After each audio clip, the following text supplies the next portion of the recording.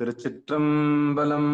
தென்னாடுடைய சிவனே போற்றி, எந்நாட்டவர்க்கும் இறைவா போற்றி.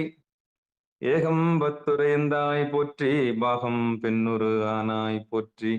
அண்ணாமலையம் அண்ணா போற்றி, கண்ணார முதக்கடலே போற்றி. காவாய் கனகத்திரளே போற்றி, கைலை மலையானே போற்றி போற்றி.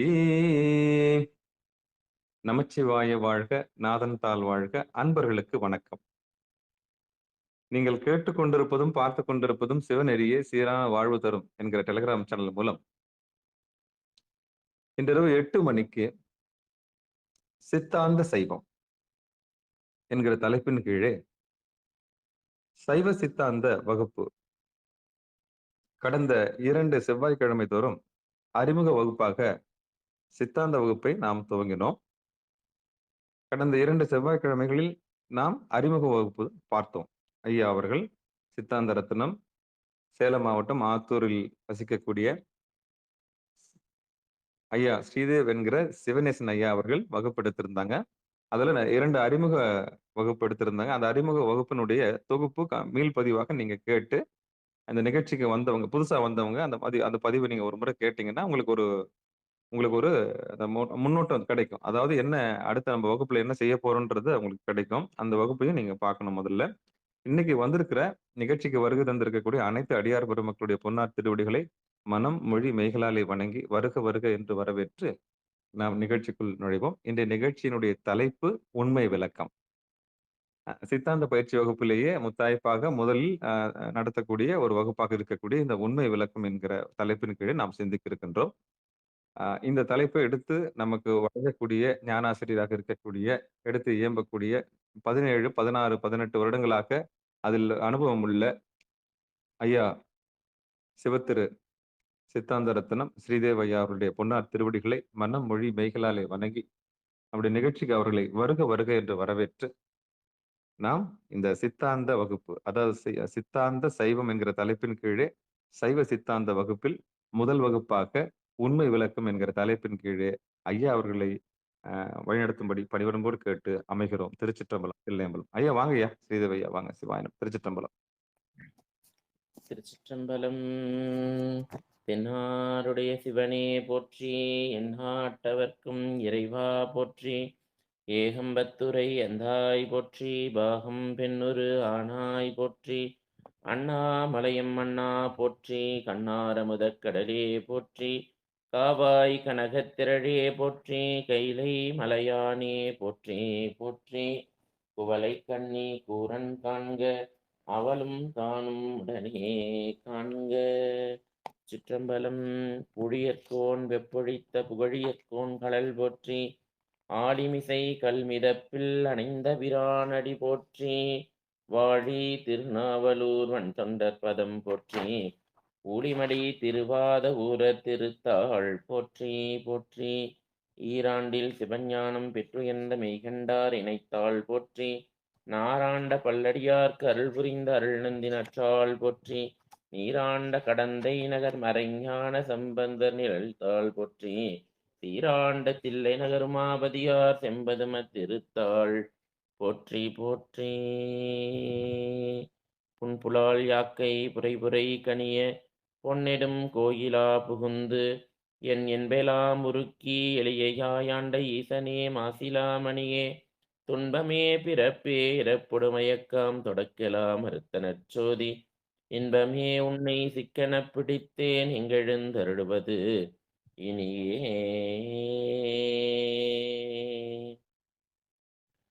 சிற்றம்பலம்.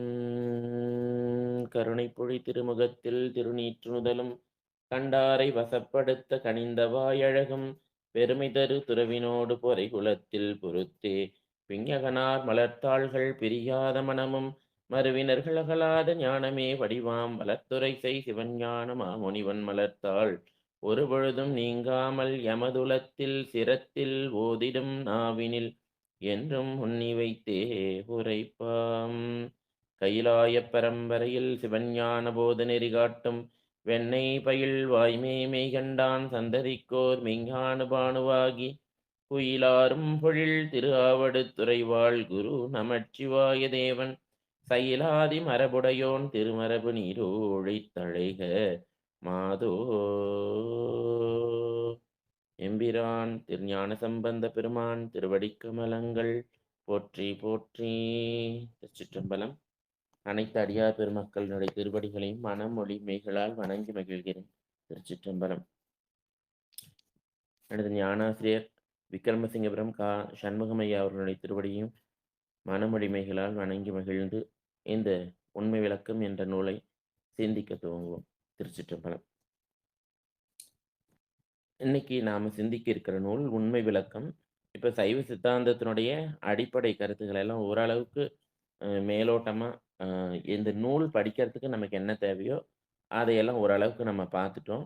இன்னைக்கு நம்ம இந்த நூலுடைய அறிமுகம் உண்மை விளக்கம் அப்படின்னு சொல்றோம். இப்போ உண்மை அப்படின்னா நம்ம மெய் அப்படின்னு சொல்றோம். மெய் அப்படின்னா நாம நினைக்கிற மாதிரி மெய் இல்லை. மெய் அப்படின்னா நிலை மாறாதது அப்படின்னு அர்த்தம். அது நிலை மாற்றம் அடையாத பொருள்கள். அப்ப நித்த பொருள்கள் அப்படின்னு அதை சொல்றோம். மெய் அப்படின்ட்டு. அப்ப இந்த உண்மை விளக்கம் அப்படிங்கிறதுல இந்த நித்த பொருள்களை நல்ல தெளிவா பார்க்க போறோம். அந்த முப்பொருள்களை நம்ம நித்த பொருள் பார்த்தோம். பதி, பசு, பாசம் அப்படிங்கிற அந்த 3 பொருள்களை நித்த பொருள்கள், என்றும் உள்ள பொருள்கள் அப்படின்னு பார்த்தோம். வடமொழியில உண்மை அப்படிங்கிறதுக்கு என்ன பொருள் அப்படின்னா, தத்துவங்கள் அப்படின்னு பொருள். தத்துவங்கள் அப்படின்னா, அதுக்கும் மெய், உண்மை அப்படின்னு தான் பேர். அப்ப உண்மையை விளக்குவது, இந்த உண்மை விளக்கம். ஆமா. சைவ சித்தாந்தத்தினுடைய அடிப்படை கொள்கை. இல்லையா? முப்பொருள் உண்மைங்கிறது. இல்லையா? அப்ப தத்துவங்கள மிக விளக்கமாக கூறுவதால் இந்த நூல உண்மை விளக்கம் அப்படின்னு சொல்றோம். இப்ப சிவஞான போதத்துல 2ஆம் சூத்திரத்துல இந்த இறைவன் அ தனு, கரண, புவன உபோகங்களை எவ்வாறு இந்த உயிர்களுக்கு படைத்து கொடுக்கிறான் அப்படிங்கிற இந்த படைத்தல் தொழில வச்சு சொல்வார். ஆனா, எவ்வாறு படைக்கிறான்? எப்படி அந்த உடம்ப நமக்கு படைச்சு குடுக்குறான்றத அங்க அ சொல்லல. மெய்கண்டார் சொல்லல. அந்த கருத்த எடுத்துக்கிட்டு உண்மை விளக்கத்துல அவருடைய மாணவரான மணவாசகம் கடந்தார். அந்த பகுதிய நல்லா விரித்து சொல்றாரு. அப்ப அந்த அந்த அததான் 6 தத்துவங்கள்னு முதல்ல சொல்றோம். அந்த தத்துவங்களுக்கு அந்த 19 பாட்டுல அதுக்கு பதில் சொல்லுவாரு. ஒரே ஒரு கேள்விக்கு 19 பாட்டுல பதில் சொல்லுவார். ஏன்னா, அந்த பகுதி ஏன் அப்படி விரிவா சொல்றாருன்னா, சிவஞான போதத்துல அந்த பகுதி விரிவா இல்லாததுனால, இங்க சொல்றார். அதே மாதிரியே 9ஆம் சூத்திரத்துல சிவஞான போதத்துல 9ஆம் சூத்திரத்துல 5 எழுத்த விதிப்படி சொல்லணும் அப்படின்றத சொல்வார். பதி விதி என்னும் 5 எழுத்தே அப்படின்னு சொல்வார். அப்ப 5 எழுத்துன்னு சொல்வாரு. அப்ப அத 5 எழுத்துன்னு மட்டும் தான் இருக்கும். என்னன்னு அங்க சொல்லியிருக்க மாட்டார். ஆனா, அவருடைய மாணவர் அந்த 5 எழுத்துங்கிற அத எடுத்துட்டு, 5 எழுத்து எப்படி பெருமானுக்கு திருமேனியா இருக்கு? 5 எழுத்து பெருமானுக்கு எப்படி ஐந்தொழிலா இருக்கு? அந்த 5 எழுத்துல என்னென்ன வகை உண்டு? யார் யார் எந்தெந்த மாதிரி 5 எழுத்த சொல்லுவாங்க? பெருமானுடைய நடனத்துல, திருமேனியில அந்த 5 எழுத்த எப்படி வச்சு பார்க்கணும்? எந்த தீக்கை பெற்றவர்கள் எப்படி பெருமான தரிசிக்கணுங்கிறதுலலாம் ரொம்ப விளக்கமா சொல்லியிருப்பார். இது 2 தான் ரொம்ப முக்கியமான பகுதி. ஒண்ணு இந்த 36 தத்துவங்கள பத்தி சொல்லக்கூடிய அந்த 2ஆம் சூத்திரத்துல சொல்லாம விடப்பட்ட பகுதியும், அதே மாரி 5 எழுத்துல அந்த 9ஆம் சூத்திரத்துல சொல்லப்பட்ட 5 எழுத்த அங்க விரிவா சொல்லாதத, இவரு எப்படி இங்க விரிவா சொல்லியிருக்காரு அப்படிங்கிறதுக்காக செய்யப்பட்ட நூல் தான் இந்த உண்மை விளக்கம். அப்ப தத்துவங்களை மிக ஆழமாக சொல்லக்கூடிய நூலா இருக்கும். இந்த நூலை செய்தவர் மணவாசகம் கடந்தார். திருவதிகை மணவாசகம் கடந்தார். அவர் திருவதிகை எல்லாத்துக்குமே தெரியும். நாவுக்கரசு சுவாமிக்கு அங்க அருள் செய்த தலம் பெருமான் அட்டவீரட்டத்துல முதல் வீரட்டம் அந்த திருவதிகை அப்படிங்கிற அந்த தலம். அப்ப அது நாவுக்கரசர் என்னும் உன்பேர் நயப்புற நண்ணுக அப்படின்னு சுவாமி சொன்ன தலம் அது. அந்த மணவாசகம் கடந்தார் தான் இந்த உண்மை விளக்கம் அப்படிங்கிற நூல சொல்லியிருக்காரு. மணவாசகம் கடந்தார். அது திருவாசகத்துல சுவாமி படம் பயன்படுத்துறார். "மணவாசகம் கடந்தான் எனை மத்தோன் மத்தனாக்கி" அப்படிங்கிறார். மனத்தையும் வாசகத்தையும் கடந்தவன் அப்படின்னு சொல்றாரு. அத அ சேக் மெய்கண்ட சுவாமி சொல்வாரு. அப்ப பெருமான பத்தி சொல்லம்போது, "ஆன வாக்கு மன அதீத கோசரன்" அப்படின்னு சொல்வார். அப்ப பெ பெருமான் உள்ள பொருளா, இல்ல பொருளான்னு தர்க்கம் நடக்குது. அப்ப அந்த தார்க்கீகர்கள் அப்படின்னு ஒருத்தன் சொல்றான். அவன் வாக்கு, மனத்தால பெருமான அடையலாம் அப்படின்னு ஒரு அளவு சொல்றான். வாக்கு, மனம் அப்படிங்கிறது ஒரு அளவுகோல். வாக்கால சொல்லிடலாம். மனசால இப்படிதான் இருப்பான் அப்படிங்கிறது உணர்ந்தரலாம் அப்படிங்கிறது தான் அதுல ஒரு அளவு. ஆனா அதுக்கெல்லாம் பெருமான் எப்படி இருப்பான் அப்படின்னா, அதீதனா இருப்பான். அதீதன்னா அகப்படாதவன். இப்ப நம்ம எவ்வளவோ பேசுறோம் சுவாமிய. நம்ம வாக்குனால சொல்றோம். வாயினால சொல்லப்படுவது தானே வாக்கு. அப்ப அந்த வாயினால நம்ம இருக்கிற சொற்களை எல்லாம் கொண்டு அந்த பெருமான சொல்லிட முடியுமான்னா, ஒரு காலம் சொல்ல முடியாது. ஏன்னா அவன் அ சொல்லற்கு அறியான். இல்லையா? அப்ப அதனால அவன வாக்குக்கு அதீதன். அதீதன்னா அகப்படாதவன் அப்படின்னு அர்த்தம். அவனுடைய லட்சணத்த சொல்றாரு. பெருமானுடைய லட்சணம் எப்படி அப்படின்னா, அவன் வாக்கிற்கு அகப்படாதவன். அதுபோல அந்த பெருமான் மனத்திற்கும் அகப்படாதவன். ஏன்னா சொல்லுனால பெருமான சொல்லிட முடியாது. அது மாரி நம்ம மனசுல இருக்கு ஏன்னா அதனால தான் அவன கடவுள்னு சொல்றோம். இல்லை எல்லாத்தையும் கடந்து நிற்பான். சொல்லை கடந்து நிற்பான். மனசுல இருக்க கருத்துக்களை கடந்து நிற்பான். கற்பனைகளை கடந்து நிற்பான். அதனால அவன வாக்கு, மன அதீதன் அப்படின்னு சொல்றோம். உடனே ஒருத்தன் கேட்கிறான், அப்ப வாக்கு, மனத்துக்கு அவன் அகப்பட மாட்டான் அப்படின்னா, அப்ப அவன் உள்ள பொருளா? அவன் இல்லாத பொருளா? ஏன்னா, கடவுள்னு ஒருத்தன் இருக்கான்னா, கண்டிப்பா அவன நம்ம பார்க்கணும், அவன உணரணும். அப்பதான் பயனுடையதா இருக்கும். அப்படி இல்லாதவனுக்கு எதுக்கு பூசைகள் அப்படின்லாம் கேட்பான். அப்ப அது சொல்றார். அப்ப அத கோசரன் அப்படிங்கிற ஒரு சொல்லால சொல்றார். அப்ப ஒருவாற்றால் அறியப்படாத கோசரன்னா அகப்படுபவன் அப்படின்னு அர்த்தம். அதீதன்னா அகப்படாதவன் அர்த்தம். அப்ப வாக்குக்கும், மனத்துக்கும் அவன் அதீதனா அகப்படாம இருக்கக்கூடிய அந்த பெருமான், நம்மளுடைய அவனுடைய பதிஞானத்தைக் கொண்டு பார்க்கும்போது, அவனுடைய ஞானத்தை பெருமானுடைய ஞானத்தை அவன் அருளால பார்க்கும்போது, அவன் அகப்படுபவனாக இருப்பான் அப்படின்னு மெய்கண்டார் சொல்வார். அப்ப அதையே தான் இங்க மணவாசகம் கடந்தார் அப்படின்னு அவருக்கு பேரா இருக்கு. இன்னும் திருவதிகையில இவருடைய அ இந்த அதிகை கோயில் பக்கத்திலேயே சோமநாதர் கோயில் அப்படின்னு ஒரு கோயில் இருக்கு. அது ரொம்ப பழமையான கோயில். அங்க தான் திருவதிகை மணவாசகம் கடந்தாருடைய ஒடுக்கம் அங்க தான் இருக்கு. அப்ப இவரு மணவாசகம் கடந்தார். யாருடைய மாணவர் அப்படின்னு பார்த்தீங்கன்னா, மெய்கண்டாருடைய மாணவர். மெய்கண்டாருக்கு 49 மாணவர்கள். அந்த மாணவர்கள்ல இவரும் ஒருவர். அப்ப இவர் இந்த அப்ப இது இங்க தான் அந்த பரம்பரை எப்படி இங்க வந்தது? எப்படி இத கைலாய பரம்பரை அப்படின்னு சொல்றோம் அப்படின்றத சொல்றார். அப்ப பெருமான் அந்த கைலாயத்துல இந்த ஆகமங்கள உபதேசம் பண்ணும்போது, சிவஞான போதத்த உபதேசம் பண்ணும்போது மற்ற அந்த கணங்களுக்கெல்லாம் உபதேசம் பண்றாரு. அங்க வித்யேஸ்வரர்கள், வித்யேஸ்வரர்கள், ருத்ரர்கள் எல்லாத்துக்குமே அங்க உபதேசம் நடக்குது. ஆனா, நமக்கு எங்கருந்து பரம்பரை ஆரம்பிக்குது அப்டின்னா, ஸ்ரீகண்ட பரமேஸ்வரர் அப்டின்றவர்லருந்து ஆரம்பிக்குது. பெருமான் ஸ்ரீகண்ட பரமேஸ்வரர் நந்தியம் பெருமானுக்கு உபதேசம் பண்றாரு. நந்தியம் பெருமான் பிரம்மகுமாரர்களான சனகர், சனந்தனர், சனாதனர், சனத்குமாரர் அப்டிங்கிற அந்த 4 பேத்துக்கு உபதேசம் பண்றாரு. அதுல சனத்குமாரர் சத்தியஞான தரிசினிகள் அப்படிங்கிறவருக்கு உபதேசம் பண்றாரு. சத்தியஞான தரிசினிகள் பரஞ்சோதி முனிவருக்கு உபதேசம் பண்றாரு. இதெல்லாம் எங்க நடக்குது அப்படின்னா, இதெல்லாம் கைலாயத்திலே நடக்குது. இல்லையா? அதனால இது குரு சிஷ்ய பரம்பரையா வரக்கூடியது. இப்ப நான் ஸ்ரீகண்ட பரமேஸ்வரருக்கு சீடர் யாருன்னா நந்தியம் பெருமான். நந்தியம் பெருமானுக்கு சீடர்கள் 4 பேர். சனகர், சனந்தனர், சனாதனர், சனத்குமாரர் அப்படிங்கிறார். சனத்குமாரருக்கு யார் சிஷ்யர் அப்படின்னு பார்த்தா சத்தியஞான தரிசினிகள்.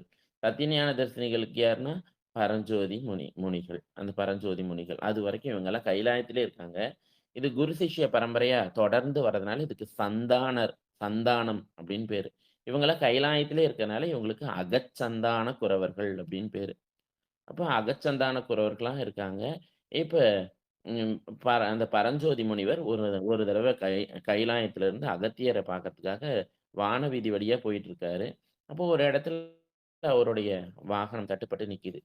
ஒரு கடந்து போக முடியாம நிக்கும்போது கீழ பார்க்குறாரு. கீழ ஒரு குழந்தை விளையாண்டுட்டு இருக்கு. அப்ப தன்னுடைய ஞான திருஷ்டியால அந்த குழந்தைய பார்க்குறாரு. அவ்ளோ ஞானமுடைய குழந்தையா இருக்கு. ஏன் அப்டின்னா, அந்த குழந்தை யார் அப்டின்னா, அதுதான் ஸ்வேதவன பெருமாள். அந்த குழந்தை பேரு ஸ்வேதவன பெருமாள். பின்னாடி அவரு தான் மெய்கண்டார்ன்னு அவருக்கு தீட்சா நாமம் சூட்டுறாங்க. அப்ப அந்த ஸ்வேதவன பெருமாள் எப்படி பிறந்தார் அப்டின்னா, அவருடைய அச்சுத கலப்பாளருடைய மகன் தான் வேதவன பெருமாள். அச்சுத கலப்பாளருக்கு ரொம்ப நாளா குழந்தையே இல்ல. அப்ப அந்த குழந்தையே இல்லாததுனால, தன்னுடைய குருவான சதாசிவர், அவர தான் நம்ம சகலாகம பண்டிதர் அப்படின்னு சொல்றோம். அவர்ட்ட போய் உபதேசம் கேட்கறாங்க. அவரு எப்பயும் ஞானசம்பந்தர் வாக்கு தான் பெருமானுடைய வாக்கு அப்படின்னு நம்பக்கூடியவர்.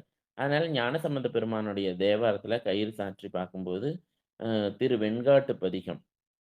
பேயடையா பிரிவெய்தும் அந்த கண்காட்டும் முதலானும் அப்படின்னு தொடங்கக்கூடிய அந்த பதிகம். அந்த பதிகத்துல இவருக்கான விடை அதுல வருது. பேயடையா பிரிவு எய்தும் பிள்ளையினோடு உள்ள நினைவு ஆயினவே வரம் பெறுவர் ஐயுற வேண்டா ஒன்றும் அப்படின்னு சொன்னோனே, அப்புறம் இவங்க கணவன், மனைவி 2 பேரும் திருவெண்காட்டுல போய் அங்க விரதம் இருந்து, அந்த 3 குளங்கள்ல குளித்து, மூழ்கி பெருமான நித்தலும் வழிபட்டு ஒரு குழந்தைய பெற்றெடுக்கிறார்கள். அந்த குழந்தைய எடுத்துட்டு இவங்க நேரா அவங்களுடைய ஊர் பென்னாகடம். நேரா பென்னாகடத்துக்கு வராங்க. அந்த குழந்தை பேசவே இல்ல. 2 இப்ப அந்த குழந்தை அ எந்த யாரையும் பார்க்கிறதோ, பேசுறதோ எந்த ஒரு இதுவும் இல்ல. அப்புறம் அவருடைய தாய்மாமன்ட்ட அந்த குழந்தைய தாய்மாமன் வீட்ல வளர விடுறாங்க திருவெண்ணெய்நல்லூர்ல. அப்ப அந்த ஏன் அந்த குழந்தை பேசல அப்டின்னா, அது முழுமையா நிட்டையிலே இருக்கு. நிட்டை கூடிய ஆன்மா அது. அதனால தான் பரஞ்சோதி முனிவருக்கு அந்த குழந்தைய பார்த்தோனே அவரு அந்த உபதேசம் பண்ணக்கூடிய அந்த தன்மை அவருக்கு வருது. அதனால கீழ இறங்கி வந்து அந்த குழந்தைக்கு, அந்த அகச்சந்தான குரவர்களுக்கு சுவாமி என்ன உபதேசம் பண்ணாரோ, அந்த உபதேசத்த மெய்கண்டாருக்கு பண்றாரு. அப்பதான் அவருக்கு பேரு வேதவன பெருமாள்ன்றது அந்த வெண்காட்டுல இருக்கக்கூடிய பெருமானுடைய பேரு. அந்த பெருமானுடைய பேரையே இந்த குழந்தைக்கு வைக்கிறாங்க. அப்ப இந்த குழந்தைக்கு பேர் வச்சோனே தீட்சா நாமமும் மெய்கண்டார் அப்படின்னு சொல்றாரு. அப்ப இந்த குழந்தைக்கு எப்போ உபதேசம் ஆனுச்சோ, அப்ப இருந்தே இந்த 2 வயசு குழந்தை பிறருக்கு உபதேசம் பண்ணுது. ஏன் அப்படின்னா, இந்த ஞான செய்திகள நம்ம எப்பயும் கேட்டா, அத பிறருக்கு சொல்லிடணும். அப்படி இல்லைன்னா, இது கொள்ளைங்கிறாரு. இது திருட்டு. ஏன்னா, ஒரு பெருமானுடைய செய்தி அப்படிங்கிறது பிறருக்கு அறிவிக்கிறதுக்காக தான் பெருமான் நமக்கு இந்த செய்திய குடுக்குறான். இந்த செய்திய பெற்றுக்கொண்ட நாம பிறருக்கு சொல்லாம இருந்தா, அதையே கொள்ளைன்னு பல நூல்கள் எல்லாம் சொல்லுது. அப்புறம் மெய்கண்டார் பிறருக்கு உபதேசம் பண்ண ஆரம்பிச்சார். சாதாரணமா ஒரு குழந்தை இந்த மாரி பேசினாவே எல்லாரும் வேடிக்கை பார்ப்போம். ஆனா அது பார்த்தா, இந்த ஞான செய்திய சொல்லுது அப்படிங்கும்போது, அது அந்த ஞான செய்திய கேட்கறதுக்கு ஏராளமான பேர் போய் கேட்கறாங்க. அப்ப இந்த செய்தி எல்லாம் பரவுது. அப்ப அவரு அந்த அச்சுத கலப்பாளருடைய குலகுருவான இந்த சகலாகம பண்டிதர், அவருக்கும் இந்த செய்தி போகுது. இந்த மாரி ஒரு 2 வயசு குழந்தை எல்லாத்துக்கும் இந்த மாரி உபதேசம் பண்ணிட்டு இருக்கான் அப்படின்ற அந்த செய்தி போம்போது, அவரும் இந்த குழந்தைய பார்க்கணுங்கிற ஆர்வத்துல, இங்க வரணுன்ற செய்தி இங்க அனுப்புறாரு. நான் வந்துட்டு இருக்கேன் அப்படிங்கிற செய்தி அனுப்புனோனே, அற்புத கலப்பாளர் அங்க எல்லா ஏற்பாடுகளையும் செய்து, தோரணங்கள் கட்டி, மாவிலை கட்டி, அந்த அவரை வரவேற்பதற்காக பூரண கும்ப மரியாதையெல்லாம் செய்து, அவர்ட்ட ஆ எல்லா ஏற்பாடுகளும் செய்து வரவேற்கிறார். அப்ப வந்தவருக்கு அந்த குழந்தை எங்க அப்படிங்கிற அந்த ஆர்வம் தான் இருக்கு. அப்ப வரவேற்பை ஏற்றுக்கொண்டவரு, "அந்த குழந்தை எங்க?" அப்படின்னு கேட்கிறாரு. "குழந்தை வந்து இப்போ உபதேசம் பண்ணிட்டு இருக்கு அங்க" அப்படின்னு சொன்னோம். "பாடம் நடத்திட்டு இருக்காரு அவரு எல்லாத்துக்கும்" அப்படின்னு சொல்றாங்க. அப்ப அந்த கூட்டத்த அவரு அவரு சகலாகம பண்டிதர்னா, அவருக்கு நெறைய சிஷ்யர்கள் இருப்பாங்க இல்லையா? அதுல ஒரு சிஷ்யர அனுப்பி அவர கூட்டிட்டு வர சொல்றாங்க. அந்த சிஷ்யர் அங்க போய் சகலாகம அங்க மெய்கண்டார் பாடம் நடத்துறத பார்த்துட்டு அவரும் மெய்மறந்து நிக்கிறாரு. இவ்வளோ 2 வயசுல ஒரு குழந்தை, இப்படி ஒரு ஞான செய்திகளை எல்லாம் சொல்ல முடியுமா? இப்படி சொல்லிட்டு இருக்கேன்னு அந்த மழலையில அப்படியே மதிமயங்கி அவரும் நின்னுறாரு. அப்புறம் பார்த்தா அங்க போனவர் ரொம்ப நேரம் வரவே இல்ல. என்னாச்சு அப்படின்ட்டு சகலாகம பண்டிதர் அங்க போறார். கரெக்ட்டா இவர் அந்த பாடத்த நடத்திட்டு இருக்கிறாரு ஆணவத்தை பற்றி. அந்த பாடத்த நடத்தி ஏற்கனவே ஏன்னா வந்து வரவேற்கிறதுக்கே அந்த குழந்தை வரல. ஏன்னா இவரு சொன்னதுனால தான் அந்த குழந்தை பொறந்திருக்கு. வரவேற்கிறதுக்கே வரல. அப்புறம் கூப்பிட்டு அனுப்பிச்சும் போனவனும் வரலங்கிற ரொம்ப அதிகமான கோவத்துல இருக்காரு. அப்ப அங்க போனோனே கரெக்ட்டா அந்த ஆணவ மலத்தினுடைய பாடத்த நடத்திட்டு இருக்கு. அப்ப இவரு ஆணவத்தினுடைய இலக்கணம் ஏதுன்னு ரொம்ப சத்தமா கேட்கிறாரு. சத்தமா கேட்கும்போது அந்த குழந்தை ஒரு பார்வையாலேயே இவர பாக்குது. அதுவே அவருக்கு தீட்சையாகிறது. அந்த நயன தீட்சையாகிறது. உடனே அவரு அங்கேயே சாஷ்டாங்கமா விழுந்து கும்பிட்டு, அந்த 2 வயது குழந்தைக்கு இந்த 80 வயது பெரியவர் சிஷ்யராகிறார். ஏன்னா, ஆ இப் மெய்கண்டாருடைய அப்பாவுக்கு இவரு குலகுரு. ஆனா, மகனுக்கு இவர் சிஷ்யர். அப்ப குருக்கு வயது 2, மாணவருக்கு வயது 80. அப்ப சைவத்துல வயது என்பது ஒரு காலமும் அளவுகோல் ஆகாது அப்படின்னு இங்க சொல்றாரு. அப்ப அ இந்த மாணவர் அவருக்கு இப்பதான் அவருக்கு அந்த நந்திகிட்ட இருந்து அந்த உபதேசம் வந்ததுனால, அந்த மாணவருக்கும் அருள் நந்தி அப்படின்னு பேரு. சகலாகம பண்டிதர்ன்னு வச்சிருக்காங்க. சதாசிவர்ன்னு சொல்றாங்க. ஆனா இப்பதான் அவருக்கு அருள் நந்தி சிவம் அப்படின்ற அந்த பேரு சுவாமி மெய்கண்டாரால சூட்டப்படுகிறது. மெய்கண்டாருக்கு ரொம்ப அருகில் இருந்து பாடம் கேட்கிற வாய்ப்பு தலைமாணாக்கர் அருள்நந்தி சிவத்துக்கு அமையுது. அப்புறம் அது தலைமாணாக்கர்னா அவர் ரொம்ப அருகாமையில இருப்பாங்க. அவரோட இருந்து ச ஒரு சாலை மாணவராக இருந்து பாடம் கற்றவர் தான், நம்ம பார்க்க போற உண்மை விளக்கம் அப்படிங்கிற அந்த பாடத்தினுடைய த ஆசிரியர் மணவாசகம் கடந்தார். அப்ப அவ இந்த நூல்ல நெறைய செய்திகள வந்து நமக்கு சொல்றாரு. அ முப்பொருள்களை விளக்கக்கூடிய சித்தாந்த நூல்கள் 14 14 நூல். அப்ப 14 நூல்கள்ல இவர் செய் அப்ப 14 நூல்கள் என்னன்னு நமக்கு முதல்ல தெரியணும். அதுல மிக பழமையான நூல் திரு உந்தியார்.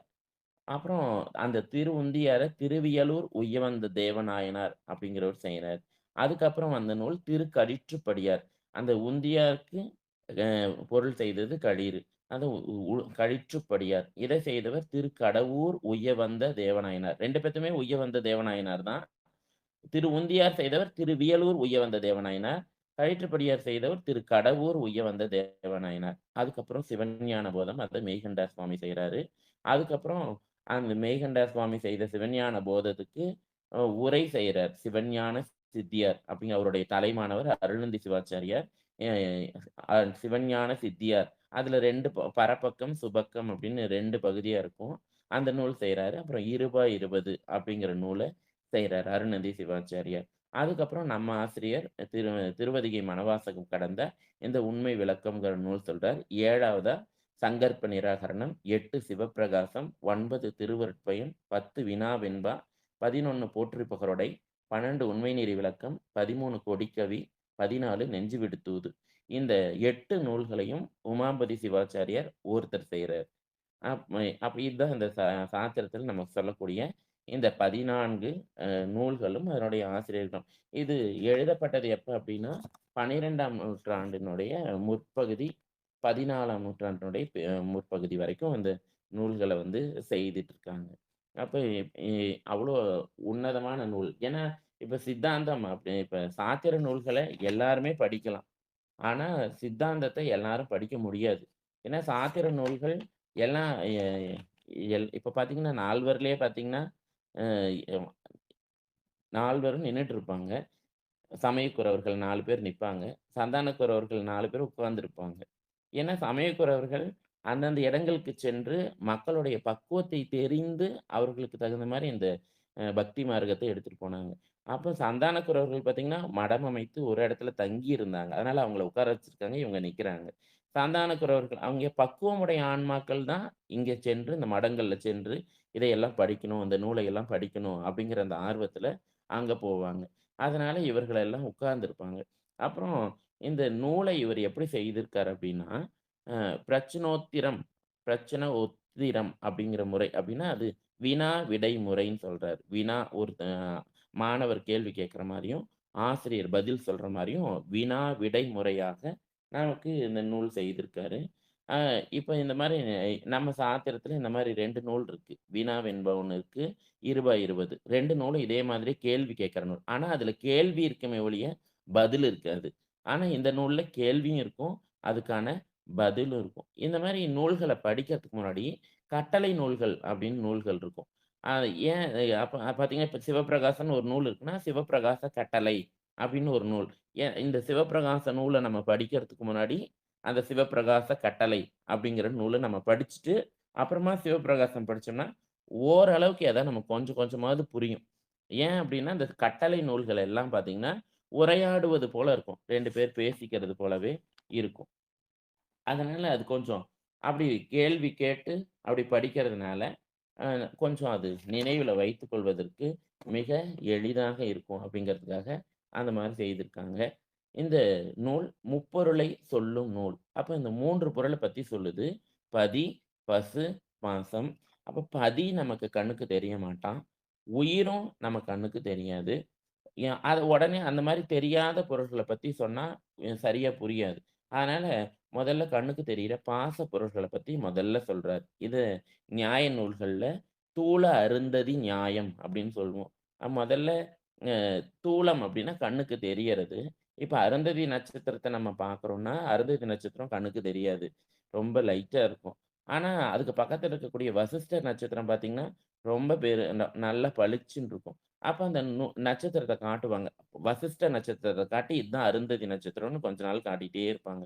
கொஞ்ச நாள் கழிச்சு அந்த அந்த பக்குவம் வந்த காலத்துல, அந்த நட்சத்திரத்துக்கு பக்கத்துல இருக்கு பாத்தியா, அந்த நட்சத்திரம் தான் அருந்ததி அப்படின்னு சொல்லுவாங்க. அப்ப பருமையானதை முதல்ல கூறி, அதுக்கப்புறம் அ அ நுண்மையானது, நுண்மை பொருளை கூறுதல் அப்படிங்கிற முறையில, முதல்ல அந்த பருமையான அந்த உலகத்தை பற்றி நமக்கு சொல்றாரு. ஏன்னா, இது நம்ம உலகங்கிறது நம்ம அறியத்தக்க பொருளாக இருக்கு. இந்த மாயை அப்படிங்கிறது, அதானே உலகம். அது நம்ம அறியத்தக்க பொருளாக இருக்கிறது. அதனால முதல்ல மாயை சொல்லி, மாயையினுடைய இயல்புகள சொல்லி, அடுத்து கன்மத்த சொல்லி, அப்புறம் ஆணவத்த சொல்லி, அப்புறம் உயிர பத்தி சொல்லி, அப்புறம் பதிய சொல்லக்கூடிய அந்த முறையில படிப்படியாக நம்ம தெரிஞ்சுக்கிற முறையில நமக்கு அமைச்சிருக்காரு. அப்ப இதுல எதற்கு நம்ம படிக்கிறோம் அப்படின்னு நமக்கு தெரியும். இல்ல எதுக்கு படிக்கிறோம் அப்படின்னா, ஏன்னா அந்த அறிவுல இருக்க அறியாமை நீங்கணும். அதுக்கு தான் படிக்கிறோம். திருக்குறள்ல கூட சொல்றாரு இல்லையா? "தொட்டனைத்து ஊரும் மணற்கேணி மாந்தர்க்கு கற்றனைத்து ஊரும் அறிவு" அப்படிங்கிறார். அப்ப தொட்டு அப்படின்னா தொடுதல் அப்படின்னா தோண்டுதல்.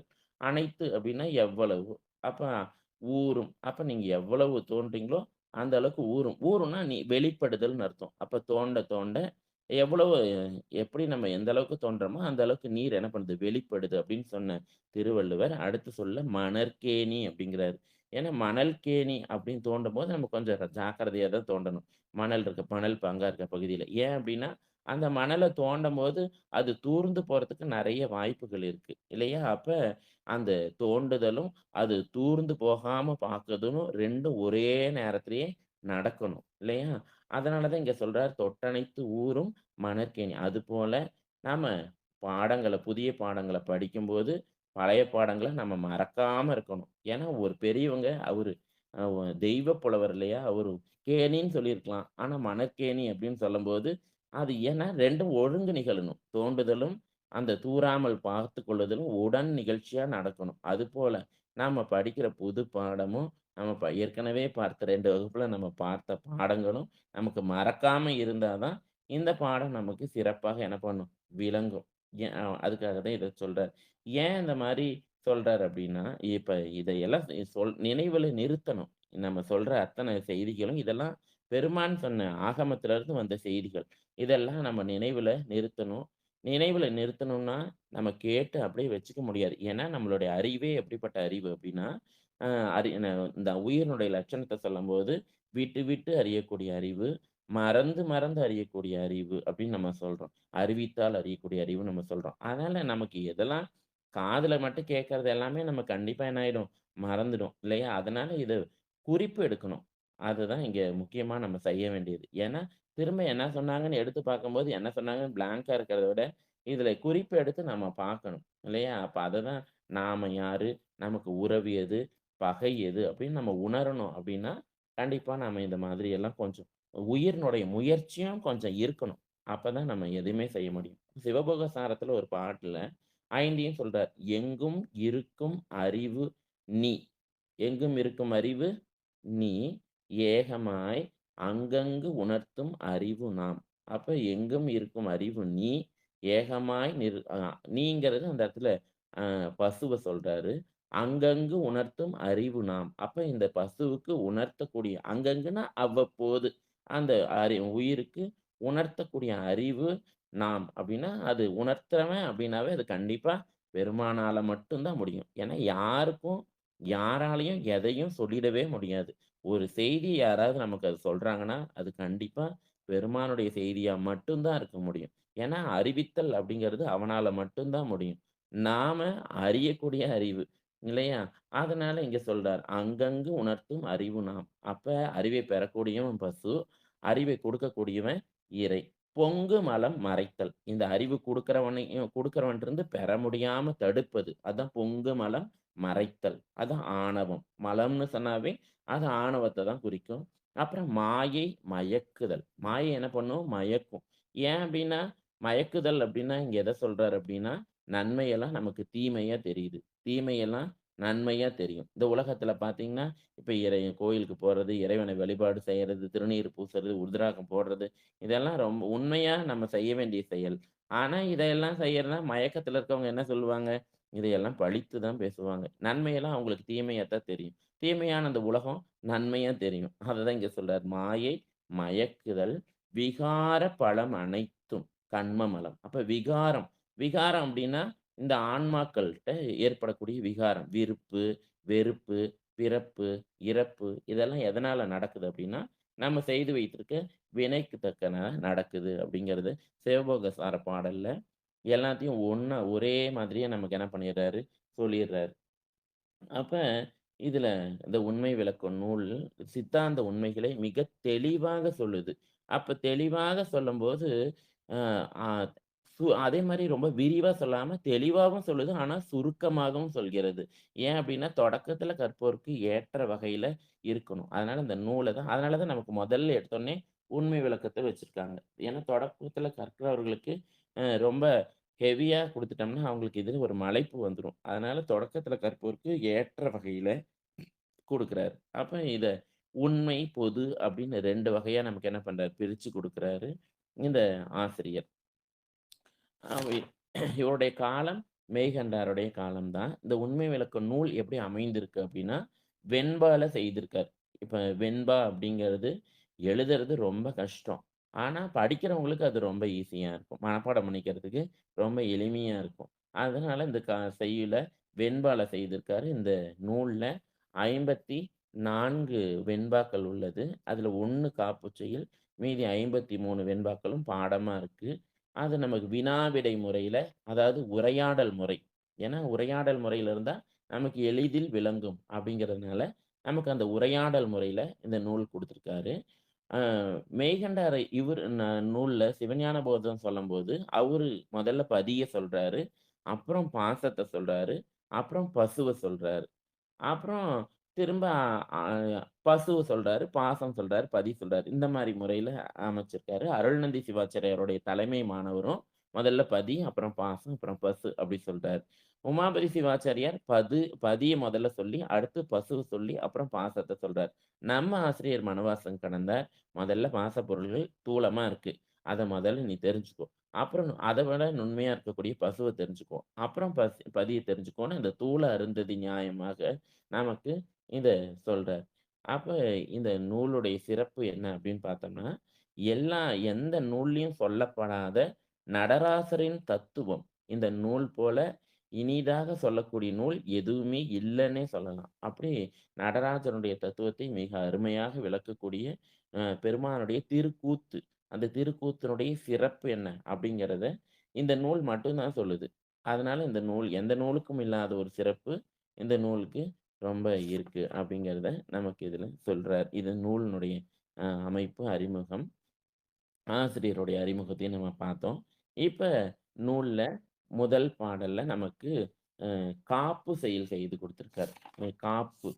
அ ஐயா நூல் இருக்கு இல்லையா? இருக்குங்க ஐயா. நூல்ல பாடல் அப்படியே சொல்லலாம்ல? ஆ சொல்லலாமா ஐயா? அப்போ ம். யாராவது சொல்லட்டுமா? இல்ல நீங்க படிக்க சொல்லுங்க ஐயா. பாட்டு யாராவது படிக்க சொல்லுங்க. சிவாய திருச்சிற்றம்பலம், தில்லையம்பலம்.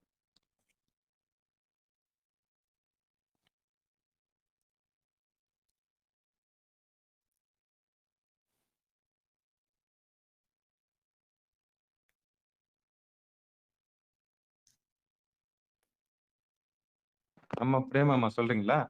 பாடட்டும்லே உண்மை விளக்கம் காப்பு செய்யுதானங்கய்யா? ஆமா, காப்பு தான். சிறப்பு, சிறப்பு. சிவாய நம. முருகாசரணம். வன்மை தரும் ஆகமனுள் வைத்த பொருள் வழுவா உண்மை விளைக்கும் உரை செய்ய தின்மதம் சேர் அந்தி நிற தந்தி முக தொந்தி வயிற்று ஐங்கரணி பந்தமர புந்தையுள் வைப்பாம் தின்மதம் சேர் அந்தி நிற தந்தி முக தொந்தி வயிற்று ஐங்கரணி பந்தமர பொந்தியில் வைப்பாம். திருச்சிற்றம்பலம். திருச்சிற்றம்பலம்.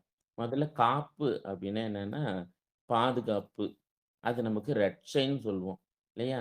அப்ப எதுக்கு காப்பு அப்படின்னா, இந்த காப்பு அப்படிங்கிறது நம்ம பழைய பழைய முறையில நம்ம முன்னோர்கள் செய்துட்டு வர்றதுனால அந்த காப்பு செய்திருக்காரு. இவங்கலாம் நமக்காக அனுப்பப்பட்ட ஞானிகள். இவங்களுக்கு எந்த விதமான தடையும் வராது. ஆனாலும் இந்த காப்பு ஏன் செய்யணும் அப்படிங்கிறதுக்கு சில காரணங்கள நூல்ல நமக்கு சொல்றாங்க. ஏன்னா இந்த நூல் இனிதே முடிய என்ன எடுத்துக்கொண்ட இந்த நூல் அ முழுவதுமாக முடியணும். இனிதே முடிய. வே அப்படின்னு இது ஞானசம்பந்தனுடைய புராணத்துல ஞானசம்பந்தருக்கு காப்பு செய்யும்போது அவர் சொல்லுவாரு, "வேறு பல காப்பு மிகையென்று திருநீறு நெற்றியில் நிறைத்தார்ன்னு" சொல்லுவாரு. அதான் காப்புன்னு சொல்லுவாரு அங்க. அப்ப இங்க ஏன் காப்பு செய்றாரு அப்படின்னா, இந்த நூல்ல எந்த விதமான குற்றமும் வரக்கூடாது. சொல் குற்றமோ, பொருள் குற்றமோ வரக்கூடாது. இந்த நூலை செய்பவருக்கோ, இந்த நூலை படிப்பவருக்கோ எந்த விதமான தடையும் வரக்கூடாது. இந்த நூல் இந்த உலகத்துல எப்பொழுதும் நின்று நிலவ வேண்டும் அப்படிங்கிறதுக்காக இந்த காப்பு. அப்புறம் இது ஆன்றோர் ஆச்சாரம் காக்கும் பொருட்டு. ஏன்னா இது பழைய பழைய பெரியவங்கலாம் முன்ன இருந்தே எழுதிட்டே வராங்க. அதனால அத நாம பின்பற்றணும் அந்த முறைய அப்படிங்கிறதுக்காக ஆன்றோர் ஆசாரம் காப்பதற்காக அத எழுதியிருக்காங்க. அப்புறம் மாணவர்களுக்கு அறிவுறுத்த. அப்ப மாணவர்களுக்கு ம் என்ன ஆசிரியர் சொல்ல வராரோ, அந்த செய்தி அது போலவே போய் சேரணும் அப்படிங்கிறதுக்காக இந்த காப்பு செய்றாரு. ஏன்னா, அ இந்த நு செ ஏன்னா படிச்சாவே நமக்கு புத்தகம் எடுத்தாவே தூக்கம் தான் வரும். இல்லையா? அதனால சொல்றாரு இங்கே. அப்ப இந்த தூக்கம் அப்படிங்கிறது என்ன இளைப்பு நீக்கம் தானே! அத இங்க சொல்றாரு. அப்ப அந்த தூக்கம் வராமல் இருக்கணும். ஏன்னா கச்சியப்ப முனிவரே சொல்றாரு. சித்தாந்தம் படிக்கும்போது கண்டிப்பா தூக்கம் தான் வரும். ஏன் அப்படின்னா, இதெல்லாம் நமக்கு அறிவுக்கு மிகையான செய்தி. இதெல்லாம் நம்ம அறிவுக்குள்ள அடங்குற செய்தி இல்ல. இதெல்லாம் நம்மளால எடுத்துக்க முடியாது. அதனால இதெல்லாம் எடுத்துக்கணும்னா ரொம்ப பக்குவம் வேணும் அப்படிங்கிறதுக்கு தான் சொல்றாரு. அதனால இந்த மாரி தூக்கம் வராம, அந்த அது இருக்கணும். அப்ப இந்த காப்பு செய்யுளை படித்தா இதெல்லாம் வராம நம்மள விநாயக பெருமான் காத்துக்கொள்வார் அப்படிங்கிறதுக்காக இந்த செய்தி. ஒண்ணு குற்றம் வரக்கூடாது. சொல் குற்றமோ, பொருள் குற்றமோ வரக்கூடாது. இந்த நூல் செய்வதற்கு, படிப்பதற்கு எந்த விதமான தடைகளும் வாராமல் இருக்க, இந்த நூல் என்றும் நின்று நிலவ வேண்டும் அப்படிங்கிற காரணத்துக்காக, ஆன்றோர் ஆசாரம் பாதுகாக்கும் பொருட்டு, மாணவர்களுக்கு அறிவுறுத்தக்கூடிய செய்தி என்ன சொல்றாங்களோ, அது மாதிரியே போய் சேரணுங்கிறதுக்காக, அப்புறம் அந்த நூல் படிக்கும்போது நமக்கு தூக்கம் வராம இருக்கிறதுக்கு இல்லையா? அது காப்பு செய்யுளை படித்தா விநாயக பெருமான் நமக்கு அந்த காப்பு செய்வார் அப்படிங்கிறதுக்காக, முதல்ல இந்த காப்பு செய்யுள நமக்கு செய்து குடுத்துருக்காரு. முதல்ல எடுத்தோனே வன்மை தரும் ஆகம நூல், வைத்த பொருள் வழுவா, உண்மை விளக்கம். உண்மை விளக்கம் தான் இந்த நூலுடைய பேரு. ஆசிரியரே சொல்லிட்டாரு. அதனால நமக்கு அதுல சந்தேகம் இல்ல. உண்மை விளக்கம் உரை செய்ய, திண்மதம் சேர் அந்தி நிற தந்திமுக தந்திமுக தொந்தி வயிற்று ஐங்கரனை பந்தமர பொந்தியில் வைப்பாம் அப்படிங்கிறார். அப்ப வன்மை அப்படின்னா என்னன்னா, அத வளப்பம்ன்னு சொல்றோம். வளம் அப்படின்னு சொல்றோம். அப்ப எங்க வளம் அப்படின்னா, அறிவுல தான் நமக்கு வளம். ஏன்னா நம்ம பேசுறது பூரா அறிவு பொருள பத்தி தான். அந்த அறிவு தான் வளம் இல்லாம வறண்டு கிடக்கு. அதனால இங்க முதல்ல எடுத்தோனே இந்த வன்மை, அந்த வளம் அப்படிங்கிறது இங்க சொல்றார். இல்லையா? ஆ அப்ப வளப்பம். அறிவை வளர்க்கின்ற ஆகமம். அததான் இங்க சொல்றார். ஆகமம்ங்கிறது அறிவை வளர்க்கக்கூடியது அப்படிங்கிறத சொல்றார். அதான் வன்மை தரும் ஆகம நூல் வைத்த பொருள் அப்படின்னு சொல்றார். அப்ப இந்த அ அறிவுக்கு வளத்தை தரக்கூடியது எது அப்படின்னா, அது ஆகமம் அப்படிங்கிறத சொல்றாரு. அப்ப ஆகமம்னா என்ன அப்படின்னு நமக்கு தெரியணும். ஆகமம் அப்படின்றது நெறைய பொருள் சொல்றாங்க. நம்ம இன்னைக்கு ஒரு பொருள பார்க்கலாம். ஆகமம் அப்படிங்கிறது ஆ என்று குறிப்பிடப்படுவது இறைவனை. கா என்று குறிப்பிடப்படுவது உயிரை. மா என்று குறிப்பிடப்படுவது ஆணவத்தை. அப்ப இந்த நடுவுல இருக்கக்கூடிய காவாகிய உயிர், அந்த மாவாகிய மலத்தை விடுத்து, ஆவாகிய இறைவனை எப்படி சேர்வது அப்படின்னு சொல்லக்கூடிய நூல் தான் ஆகமம் அப்படின்னு நமக்கு அ விளக்கம் சொல்றாங்க. அப்ப அந்த அறிவை வளர்ப்பது இந்த ஆகம். ஏன்னா அந்த ஆகமத்தெல்லாம் யார் சொன்னா அப்படின்னா பெருமான் தான் சொல்றான்.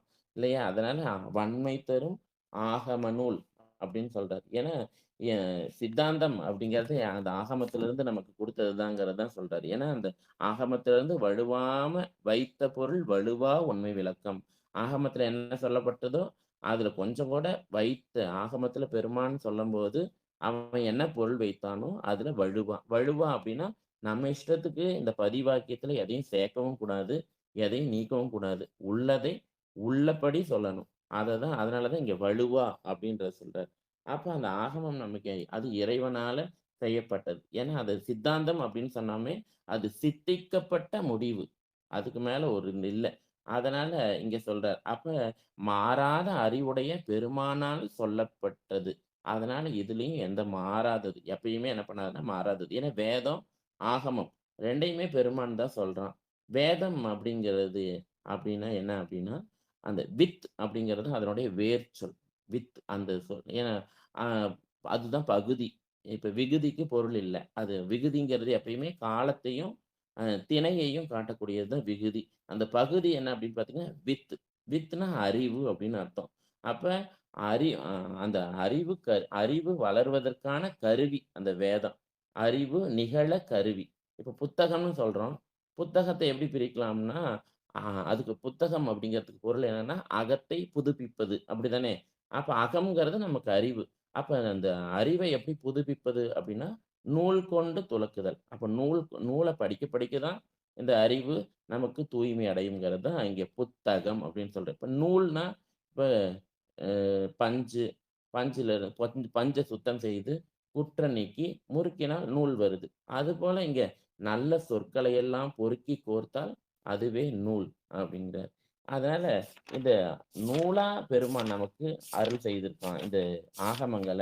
நம்மளால இதெல்லாம் ஆகமங்களை எல்லாம் படித்து நம்மளால புரிஞ்சுக்க முடியாதுங்கிறதுக்காக பெருமான் என்ன பண்றான், இன்னும் அவனுடைய கருணையினால அந்த ஆகமத்தை நமக்கு பெருமான் தமிழ்படுத்தி, நம்ம எல்லாரும் புரிந்து கொள்ள வகையில, எல்லாரும் அறிந்து கொள்ற வகையில, நமக்கு இங்க உண்மை விளக்கம் அப்படிங்கிற நூலா பெருமான் நமக்கு இந்த நூல செய்து குடுத்திருக்கான் அப்படிங்கிறது தான் நமக்கு இங்க சொல்றார். அப்ப அது ஒரு தச்சன் இருக்கான் அப்படின்னா, அ ஒரு தச்சன் இருக்கான். அவனுக்கு மரங்கொல்லின்னு பேரு தச்சனுக்கு. ஒரு மரத்தை தைப்பதால் 2 மரத்த வச்சு தைக்கிறதுனால அவன் அவன் பேர் மரம் கொல்லி. இப்ப அவன் என்ன பண்றான்? ஒரு நூல வச்சு அளவெடுத்து, அத நேர் பார்த்து, அப்புறம் அத அவன் அறுக்கிறதோ, செதுக்கிறதோ பண்றான். ஏன்னா, அதுபோல இந்த நூல் நம்ம படிக்கக்கூடிய அந்த நூல், நம்ம அறிவுல இருக்கக்கூடிய கோட்டத்தை நீக்குவதால், கோணல எல்லாம் சரி பண்ணக்கூடியது இந்த நூல் அப்படிங்கிறாங்க. அப்ப அ அறிவை தூய்மைப்படுத்த கொடுக்கப்பட்ட கருவி 2. அது என்ன அப்படின்னா, ஒண்ணு வேதம், இன்னொன்னு ஆகமம். வேதங்கிறது பொது, ஆகமங்கிறது சிறப்பு. அறிவுக்கு கல்வி, அறிவுக்கு கருவி நூல். ஆமா. அறிவு வளரணும்னா, அறிவுல விளக்கம் ஏற்படணும்னா, அதுக்கு நூல தவிர வேற வழியே இல்லன்னு சொல்றாரு. ஏன்னா ஆனா அந்த நூல் ஒரே மாரியே இருக்காது. ஆனா அறிவினுடைய தரம் ஒவ்வொரு உயிர்களுக்கும் வெவ்வேற மாரி இருக்கு.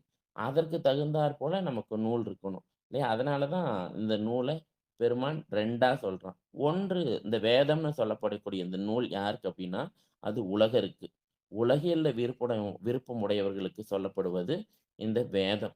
உலகம் எப்படிப்பட்டது அப்படின்னு சொல்றது வேதம். ஆனா ஆகமம்ங்கிறது பெருமானிடம் பற்று வைத்தவர்கள் படிக்கக்கூடிய நூல் ஆகமம். இல்லையா? அப்ப அதுவும் ஆகமத்தையும் பெருமான் 28 ஆகமங்களா செய்திருக்கான் அப்படின்னா, ஏன் அப்படி செய்திருக்கான்னா, வெவ்வேறு பக்குவத்திற்கு ஏற்ப நூல் மாறுது.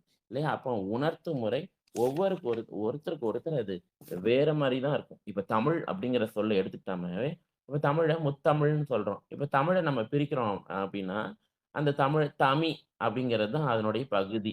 ஆ விகுதிக்கு பொருள் இல்ல. இப்ப தமி அப்படிங்கிறது என்ன? சொல், பொருள் அ எ அந்த தமிங்கிற சொல் என்ன பொருளை உணர்த்துது அப்படின்னா, அது மொழி. மொழிங்கிறது தான் அங்க பொருள். அதனுடைய குணம் என்ன அப்படின்னா, இனிமை. அப்ப இனிமை அப்படிங்கிறத நம்ம தமிழுக்கு அமுது என்று பெயர். அமுது அப்படின்னு சொல்லுவோம். மிர்த் அப்படின்னா, அது மரணம். அமிர்த் அப்படின்னா, அது மரணமின்மை. அது குறிக்குது. அதனால இத அமிர்தம்னு சொல்றோம். அப்ப இதனுடைய தொழில் என்ன அப்படின்னு பார்த்தோம்னா, குணம், இனிமை. அப்ப இதனுடைய தொழில் என்ன? ஏன்னா ஒரு பொருள் அப்படின்னாவே அதுக்கு குணமும், தொழிலும் இருக்கணும்.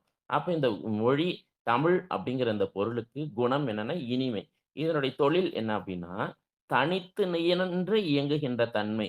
ஏன்னா யாருடைய கலப்பும் இந்த தமிழ் மொழிக்கு தேவையில்ல. மற்ற மொழிகள் எல்லாமே தமிழ் மொழியினுடைய கலப்பு இருக்கும். ஆனா, அந்த தமிழ்ல தனித்து இயங்குகின்ற தன்மை, ஆற்றல் இந்த மொழிக்கு மட்டும் தான் இருக்கு. சுதந்திரமா ஏன் அப்டின்னா, சுதந்திரமான பெருமானால் சொல்லப்பட்ட மொழி இந்த தமிழ்.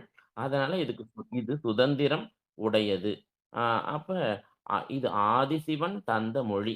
பெருமானால சொல்லப்பட்ட மொழி. அதனால தான் தமிழ்ல குற்றம் செய்தால், பெருமானுக்கே அது செய்த குற்றமாயிடும். அதனால மொழியை அவனை போற்ற பயன்படுத்தணும். பிறர தூற்றிட்டு இருக்கனால எந்த பிரயோஜனமும் இல்ல. அப்ப அவன் தந்த மொழியைக் கொண்டு அவனை நம்ம போற்ற வேண்டும். அப்ப அதையே சுவாமி எப்படி அந்த தமிழையே 3ஆ சொல்றாரு. இயற்றமிழ், இசைத்தமிழ், நாடகத் தமிழ்ன்னு நமக்கு சொல்றோம். அப்ப இயற்றமிழ் அப்படிங்கிறது அது உயர்ந்தோருக்கு சொல்லக்கூடியது. அது அப்படியே அப்படியே புத்தகமா அப்படியே நம்ப உரைநடை போல எழுதியிருந்தா, அது உயர்ந்தோருக்கு அது குருவும், சீடனும் போல அவங்களுக்கெல்லாம் அது புரியும். அப்ப இன்னும் கொஞ்சம் புரியாத உயிர்களுக்காக அது என்ன பண்றான், இசைத்தமிழ இன்னும் எளிமையாக்குறான். இசைத்தமிழ் அப்படிங்கிறது எளியோருக்கு பொருள் எளியோர் படிக்கிற மாரி இருக்கக்கூடியது இசை. ஏன்னா இசைனா எல்லாத்துக்கும் அதுல விருப்பம் இருக்கும் இல்லையா? அப்ப இசை அப்படின்னா இசையச் செய்வது. அப்ப பொருள் தெரியவில்லை என்றாலும், அவன் என்ன பண்ணிடுவான் திரும்ப திரும்ப திரும்ப திரும்ப சொல்லி அத மனப்பாடம் ஆலாபனை அப்படின்னு சொல்ற மாரி பாடும்போது ஆலாபனைலாம் பண்றாங்க. ஏன்னா மறந்து போனத திரும்ப நினைவுக்கு கொண்டு வந்துருவாங்க, அந்த ஆலாபனை செய்யும்போது. அதனால இசை தமிழ்ங்கிறது எளியோருக்கு சொல்றது. ஆமா. பொருளோடு அந்த பொருளும் தெரியுது, கேட்ட பலனையும் இசைவிப்பது. இல்லையா? அறிவிலே பொருந்தச் செய்வது. ரொம்ப எளிமை. கொஞ்சம் அறிவுல இசையா இருந்தா, அது புரியலைனாலும் பதிஞ்சிருது. அப்புறம் நாடகம் அப்படிங்கிறது, அ நடிப்போட கூடிய பாட்டு. இது அந்த எளியோர்க்கூட மிக எளியவர்க்கு சொல்லக்கூடியது, நாடகத்தோட.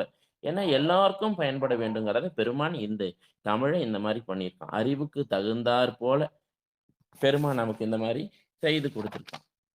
அப்ப இந்த வேதம் அப்படி சொல்லப்பட்டது. அதுபோலவே இந்த உலகியல் நிலையிலிருந்து விடுத்து, பெருமான் மேல இச்சை கொண்டவர்களுக்காக சொல்லப்பட்டது தான் ஆகமம் அப்படிங்கிறத சொல்றார். அப்ப இந்த ஆ ஆவா காவாகிய இந்த உயிர், அந்த மாவாகிய மலத்தை விட்டு, அந்த ஆவாகிய பெருமானை சேர்வதற்காக சொல்லப்பட்டது தான் இந்த ஆகமம். ஆகமம் என்பது சிறப்பு. ஞான நூல் அ இத் சொல் இ இதைப் பற்றி சொல்கிறது. அப்ப இந்த எ பதி, பசு, பாசம் அத பத்தி சொல்றது தான் ஆகமம். அதைப் பத்தி படிப்பது தான் நமக்கு ஞானமும்.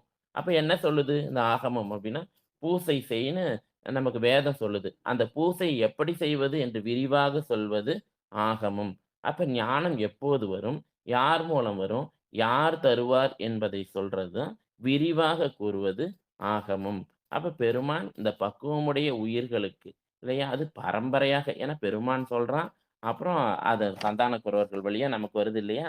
அப்ப அந்த பெருமான் பக்குவமுடைய உயிரைக் கொண்டு அப்படியே பரம்பரையாக, பரம்பரையாக நமக்கு கொண்டு வரான். ஏன்னா கடல்ல இருக்கக்கூடிய நீர நம்மளால அப்படியே எடுத்து பயன்படுத்த முடியாது. அப்ப அந்த கடல் நீர் ஆவியாகி, மேகமாகி, அது மழையாக உப்பு நீக்கி அது பெய்யும் பொழுது, அது நமக்கு பயன்படுது. அதுபோல இந்த சந்தான ஆச்சாரியர்கள், இந்த குருமார்கள் அந்த அ உப் அ கடினமான அந்த பாடத்தை எப்படி நமக்கு மிக எளிமையாக சொல்வது அப்படின்னு நமக்கு சொல்றாங்க. அப்ப குருமுகமாக கேட்டல். அததான் இங்க சேரும். அப்படிதான் குருமுகமாக தான் நம்மகிட்ட வந்து சேரும். அப்ப அதனால தான் அவங்கள குரவர் அப்படின்னு சொல்றோம். குரவர் அப்படின்னா, குரு கூட்டல் அவர்ன்னு நம்ம பிரிப்போம். கு அப்படின்னா அந்தகன் அப்படின்னு அப்படின்னா அந்தகம். அந்தகம்னா என்னன்னா, அ இருள், அறியாமை இல்லையா? அந்த அறியாமை. குங்கிறது அறியாமை. அப்படின்னா நிரோதகம். நிரோதகம்னா நீக்குதல்னு அர்த்தம். அப்ப கு அந்த என்ற அறியாமையை நீக்குபவர். அவர்தான் குரு. அதான் குரவர். குரு அவர் அப்படின்னு சொல்றோம். அப்ப இவங்க எங்க இருந்து வராங்க அப்படின்னா, கைலாயத்திலிருந்து வந்த பாடம் இது. இல்லையா? கைலை அப்படிங்கிறது என்னதுன்னா, அறிவு ஆகாசம். அதான் சித்தம்பலம். அது சித்து. அவன் அது பேரறிவு உடையவன். அவன் அங்கருந்து நமக்கு என்ன பண்றான், அந்த நூல இந்த சந்தான பரம்பரை வழியா நமக்கு இந்த பெருமான் இங்க நமக்கு குடுக்குறான். இல்லையா? அது யார் மூலியமா குடுக்குறான்? இந்த நந்தி மூலியமா நமக்கு முதல்ல குடுக்குறான். அப்ப நந்தி அ கையில பொற்பிரம்பு வச்சிருக்காரு. பொன் அப்படிங்கிறது ஞானம். பிரம்பு அப்படிங்கிறது அது செங்கோல். அப்ப செம்மைப்படுத்துவது. நம்ம அறிவ திருத்துவது, அந்த கோட்டத்தை நீக்குவது, அறிவில் இருக்கக்கூடிய அழுக்கை நீக்குவது, கோணலை சரி செய்வது. அதனால தான் ஆசிரியர் நமக்கு யாருன்னா நந்தி. அதனால தான் நந்தி பரம்பரை, கைலாய பரம்பரை அப்படின்னு நம்ம சொல்றோம். இல்லையா? அப்ப அந்த அ தி சிவன் ஞானம் அப்படிங்கிறது நமக்கு இப்ப நம்ம பெரிய புராணத்துலாம் திருமலை சிறப்புலலாம் நம்ம பார்த்திருப்போம். அப்ப அதுல சொல்றார், அந்த மலை அப்படிங்கிறது தான் ஞானம். அதனுடைய உச்சி அப்படிங்கிறது தான் மோனம். அப்ப ஞானத்தினுடைய வரம்பு மோனம் அப்படின்னு நமக்கு சொல்றார். அப்ப இந்த அறிவு நமக்கு எப்படி வரும் அப்படின்னு எல்லாத்துலயும் மௌனம் வரணும். மனசுலயும் மௌனம் வரணும், வாயிலயும் மௌனம் வரணும், அறிவிலயும் நமக்கு அந்த ஞானம் வரணும். அதையெல்லாம் எப்படி வருங்கிறத சொல்றது தான் நமக்கு இந்த ஆகமங்கள். அந்த ஆகமத்துல என்ன கருத்து சொன்னாங்களோ, அந்த கருத்து வைத்த பொருள் இல்லையா? அந்த ஆகமத்துல சொல்லப்பட்ட அந்த பொருள் வழுவாம அத கூட்டியும் சொல்லக்கூடாது, அத குறைத்தும் நம்ம விருப்பத்துக்கு ஏற்ற மாரி அத சொல்லக்கூடாது. அதனால தான் இங்க அது வைத்த பொருள் வழுவா அப்படின்னு சொல்றாரு. வழுவாம பெருமான் என்ன சொன்னானோ, அதுல நம்ம எதையும் கூட்டவும் கூடாது, அதுல நம்ம எதையும் குறைக்கவும் கூடாது. அதுக்காக தான் இத சொல்றாரு. அப்ப வைத்த பொருள் வழுவா வழுவாம சொல்லணும். அப்படி சொல்லப்பட்ட நூல் எது அப்படின்னு பார்த்தா, அதுக்கு நூலினுடைய பேர் சொல்றார் உண்மை விளக்கம். இல்லையா? உண்மை விளக்கம் உரை செய்ய. இப்ப இந்த உண்மை விளக்கத்துக்கு உரை செய்யணும். அப்ப என்ன செய்யறது அப்படிங்கிறத சொல்றாரு. உண்மை விளக்கம் உரை செய்ய எனக்கு நீங்க இந்த விநாயக பெருமானை வேண்டார். எப்படி சொல்றாரு அப்படின்னா, ஏன்னா பெருமானை போற்றுதலும், புகழுதலும் தான் நம்ம எல்லாரும் பெறுவதற்கான ஒரு வாய்ப்பு. அதனால முதல்ல பெருமானுடைய திருவருள் வேணும் அப்படின்னா, அவனை போற்றணும். அதை ஏத்த அருள் செய்த அப்படின்னு ஞானசம்பந்த பெருமான் சொல்றாரு. ஏத்துனா அருள் செய்வான். அதனால இங்க விநாயக பெருமானை ஏத்துறாரு. என்ன சொல்றாரு அப்படின்னா, திண் மதம் சேர் அப்படின்னு சொல்றாரு. அப்ப இந்த திண் மதம் அப்படிங்கிறார். திண்மை அப்படியே திண் அப்படின்னா திண்மை. திண்மைங்கிறது உறுதி. மதம் அப்படிங்கிறது வலிமை. திண் மதம் ஏன்னா யானையினுடைய பலம் எப்ப தெரியும் அப்படின்னா, அதுக்கு மதம் பிடிக்கும்போது தான் அதனுடைய முழுமையான பலம் தெரியும். ஏன்னா கிழட்டு யானைக்கெல்லாம் மதம் பிடிக்காது. நல்ல இளமையா இருக்கக்கூடிய யானைக்கு தான் மதம் பிடிக்கும். அப்ப யானையினுடைய வலிமை அப்பதான் தெரியும் நமக்கு. அதனால இங்க சொல்றாரு, அது உறுதியான வலிமை உடைய அ உடையது அப்படி இந்த யானை அப்படின்னு சொல்றாரு. ஏன்னா சேனையோடைய வலிமை பார்த்தீங்கன்னா, போர்ல சேனையோடைய வலிமை பார்த்தீங்கன்னா, யானையால தான் தெரியும். யானையுடைய வலிமை எதுல தெரியும்னா, மதத்தால் அறியப்படும். அப்ப செழித்த யானை கிட்ட தான் அந்த மதம் இருக்கும். மதம் தான் யானையினுடைய வலிமை. அத இங்க சொல்றாரு. அப்ப அதுல என்ன வலியுது அப்படின்னா, அந்த யானையினுடைய கன்னங்கள்ல மதநீர் சொரியுது. இல்லையா? அப்ப அந்த யானைக்கு சொரியறது மதநீர். இந்த ஐங்கர பெருமானான இந்த யானைக்கு சொரிவது அருள் நீர். அதான் திண்மதம் சேர்.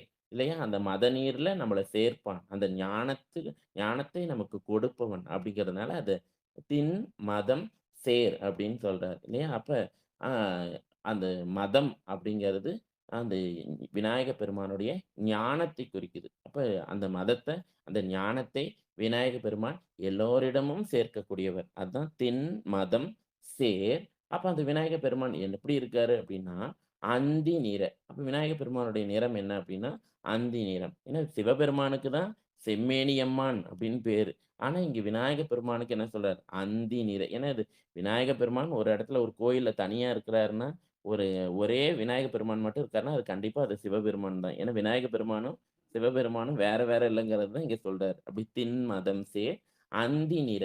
அப்ப இந்த விநாயக பெருமான் யானைன்னா உடனே எல்லாரும் நம்ம கருமை நிறம்னு நினைச்சுட்டு இருப்போம். ஆனா இந்த யானை கருமை நிறம் இல்ல. இந்த யானை செந்நிறமான யானை. அப்ப அந்தி நிறம் அப்படிங்கிறது செம்மை நிறம்.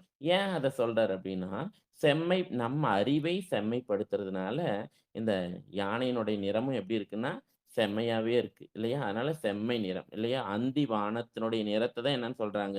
இந்த அ செம் செந்நி செ அந்தி நிறம் செம்மேனி அம்மான். அப்புறம் செம்மானத்து ஒளியன்ன மேனியான்காண் அப்படின்னு திருநாவுக்கரசு சுவாமியும் சொல்றாரு. இல்லையா? அப்ப சிவபெருமானும், விநாயக பெருமானும் ஒண்ணுதான். வே உருவில் அ திருவுருவுல தான் இப்படி இருக்கு வேறுபாடு. அந்த நிறத்துல எந்த வேறுபாடும் இல்ல. திருவுருவுல தான் வேறுபாடு இருக்குன்றத சொல்றாரு. அப்ப அந்தி நிறம். அப்ப அந்த அந்திநிற கணபதி யாரெல்லாம் சேர்றாங்களோ, அவங்களுக்கும் அந்த செந்நிறம். அவங்களுடைய அறிவை பெருமான் செம்மைப்படுத்துவான், தூய்மைப்படுத்துவான். அதுல இருக்க கோட்டத்தை நேர் செய்வான். அதை தூய்மையாக்குவான். அப்ப அத சொல்றார். அதான் அந்தி நிற தந்தி முகம். அப்ப இந்த முகம் எப்படி இருக்கு அப்படின்னா, தந்தினா யானை. அப்ப இந்த ஐங்கர பெருமானுக்கு முகம் எப்படி இருக்குன்னா, ஒரு யானையினுடைய வடிவத்துல இருக்கு. ஓம்கார முகம். அதான் விநாயகர். இல்லையா? அப்ப இந்த யானைக்கு வலிமை, ஞானம்னு சொல்ட்டாரு. அந்த மதம்னு சொல்ட்டாரு. அப்ப இந்த யானைக்கு ஏன் அந்த அப்ப இந்த முகம் யானை போல இருப்பதுக்கு என்ன சிறப்பு அப்படின்னா, எந்த விலங்குகளும் இல்லாத ஒரு சிறப்பு என்னன்னு பார்த்தீங்கன்னா, யானை தன்னை கட்டுவதற்காக தானே போய் சங்கிலி எடுத்துட்டு வரும். போய் சங்கிலி எடுத்துட்டு வா அப்படின்னா, அந்த தூக்க முடியாத சங்கிலிய இந்த யானையே எடுத்துட்டு வரும். அதனால இந்த ஐங்கர பெருமானை பிடிப்பதற்கு ஐங்கர பெருமானே நமக்கு உதவுவான். ஆனா, அந்த யானை மேல ஏறுறதுக்கு, அந்த யானையே தன்னுடைய காலை மடித்து, அந்த யானை மேல ஏறுறதுக்கு, அந்த யானையே வழிவிடும். அதுபோல இந்த தந்திமுக பெருமான், இந்த விநாயக பெருமான் நமக்கு அவனுடைய பூரண ஞானத்தை பெறுவதற்கு அவனே துணையாக நிற்பான். அப்படிங்கிறதுக்காக தான் இங்க அந்த முகத்த சொல்றார். தந்தி முக, தொந்தி வயிறு. அனைத்து உலகமும் அவனுடைய வயிற்றுள்ள அடக்கம்ங்கிறதுனால தான் விநாயக பெருமானுடைய வயிற தொந்தி வயிறு அப்படின்னு சொல்றாங்க. அப்படி தொந்தி வயிற்று ஐங்கரனை. அப்ப அந்த கரம் 5 கரம் விநாயக பெருமானுக்கு இருக்கக்கூடிய 5 கரம். 5 கரத்தாலையும் பெருமான் ஐந்தொழிலை செய்யக்கூடியவர். அதனால தான் இங்க விநாயக பெருமானுக்கு 5 கரம் அப்படின்னு சொல்றாங்க. அப்படி 5 கரமுடைய பெருமான் என்ன செய்றான் அப்படின்னா, பந்தமர இல்லையா? அந்த பெருமான அப்படி புகழ்ந்தோனே சுவாமிகிட்ட ஒரு விண்ணப்பத்த சொல்றார். அப்ப அப்படிப்பட்ட விநாயக பெருமான பந்தம் அற. பந்தம் அப்படின்னாவே கட்டு. என்ன கட்டு? அவன தவிர எல்லாமே நமக்கு கட்டு தான். அதனால அவன தவிர எல்லாமே இந்த உலகத்துல விட வேண்டியது தான். அதனால இங்க சொல்றார் பந்தம் அற. இல்லையா? அந்த கட்டு நீங்க. இல்லையா? உடல், உறவுகள் எல்லாமே நமக்கு கட்டு தான். இல்லையா? ஏன்னா எல்லாமே நமக்கு வினை துணை தான். அதுல எதுவுமே உயிர் துணை இல்ல. பெருமான் மட்டும் தான் நமக்கு உயிர் துணை ஆவான். அப்ப அதனால தான் இங்க சொல்றார் பந்தம் அற. இல்லையா? அப்ப இந்த உலகத்துல இந்த கட்டுகளிலிருந்து நாம் நீங்குவதற்கு, அந்த பந்தத்திலிருந்து விலகுவதற்கு, அறுபடுவதற்கு அந்த பெருமானை பந்தமற அ புந்தியில் வைப்பாம். அந்த புத்தியில்ங்கிறது தான் அங்க புந்தியல்னு சொல்றாரு. புந்தினா மனம், உள்ளம். அதனால மனத்திலயும், உள்ளத்திலயும் பெருமானை அந்த ஐங்கர பெருமானை உள் வை. உள் வை. அந்த விநாயக பெருமான பொந்தியுள் வை. அதுவே உனக்கு வைப்பாம். அதுதான் நமக்கு டெபாசிட். ஏன்னா சிவபெருமானை அடையணும்னா, விநாயக பெருமான அடைஞ்சா சிவபெருமான அடையறது மிக எளிமை அப்படிங்கிறது அபை பிராட்டியினுடைய வரலாறுல நம்ம பார்க்கிறோம். சுந்தரமூர்த்தி சுவாமிகள் நாளைக்கு கைலாயம் போறாங்க அப்படின்னு தெரிஞ்ச உடனே, அபை பிராட்டி வேக வேகமா அந்த பூசை பண்றாங்க. அ விநாயகர் பார்க்குறாரு. என்ன இன்னைக்கு என்னைக்கும் இல்லாத அளவுக்கு இவ்ளோ பரபரப்பா பூஜை நடக்குது. ஏன்னா ரொம்ப ஏன்னா பூசை அப்படி பண்ணக்கூடாது இல்லையா? பரபரப்பு இல்லாம அமைதியா அந்த பூசைய பண்ணணும். ஆனா இன்னைக்கு இந்த அவை இப்படி பண்றாளேன்னு விநாயகர் பெருமான் கேட்கிறாரு. ஏன் இந்த மாரி நடக்குது அப்படின்னோனே, இந்த மாரி சுந்தரமூர்த்தி சுவாமிகள் கைலாயம் வராங்க. அதுக்கு முன்னாடி நம்ம போணும் அப்படிங்கிறதுக்காக இந்த பூஜைய நான் இப்படி பண்ணேன்னு சொல்லும்போது, விநாயகர் பெருமான் சொல்வார். நீங்க எப்பயும் போல நீ உன்னுடைய பூசைய ஆறாமற செய். நான் உன்னை கொண்டு போய் விடுறேன்னு சொல்வார். அப்பதான் ஔவையார் அகவல் விநாயகர் அகவல் சொல்றாங்க ஔவையார்.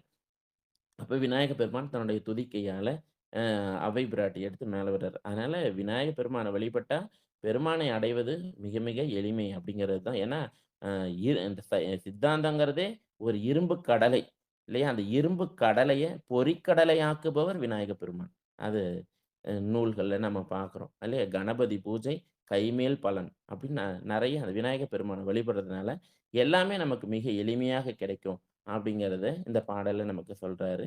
அந்த பாடல் ஒரு தடவ சொல்லிடலாம்.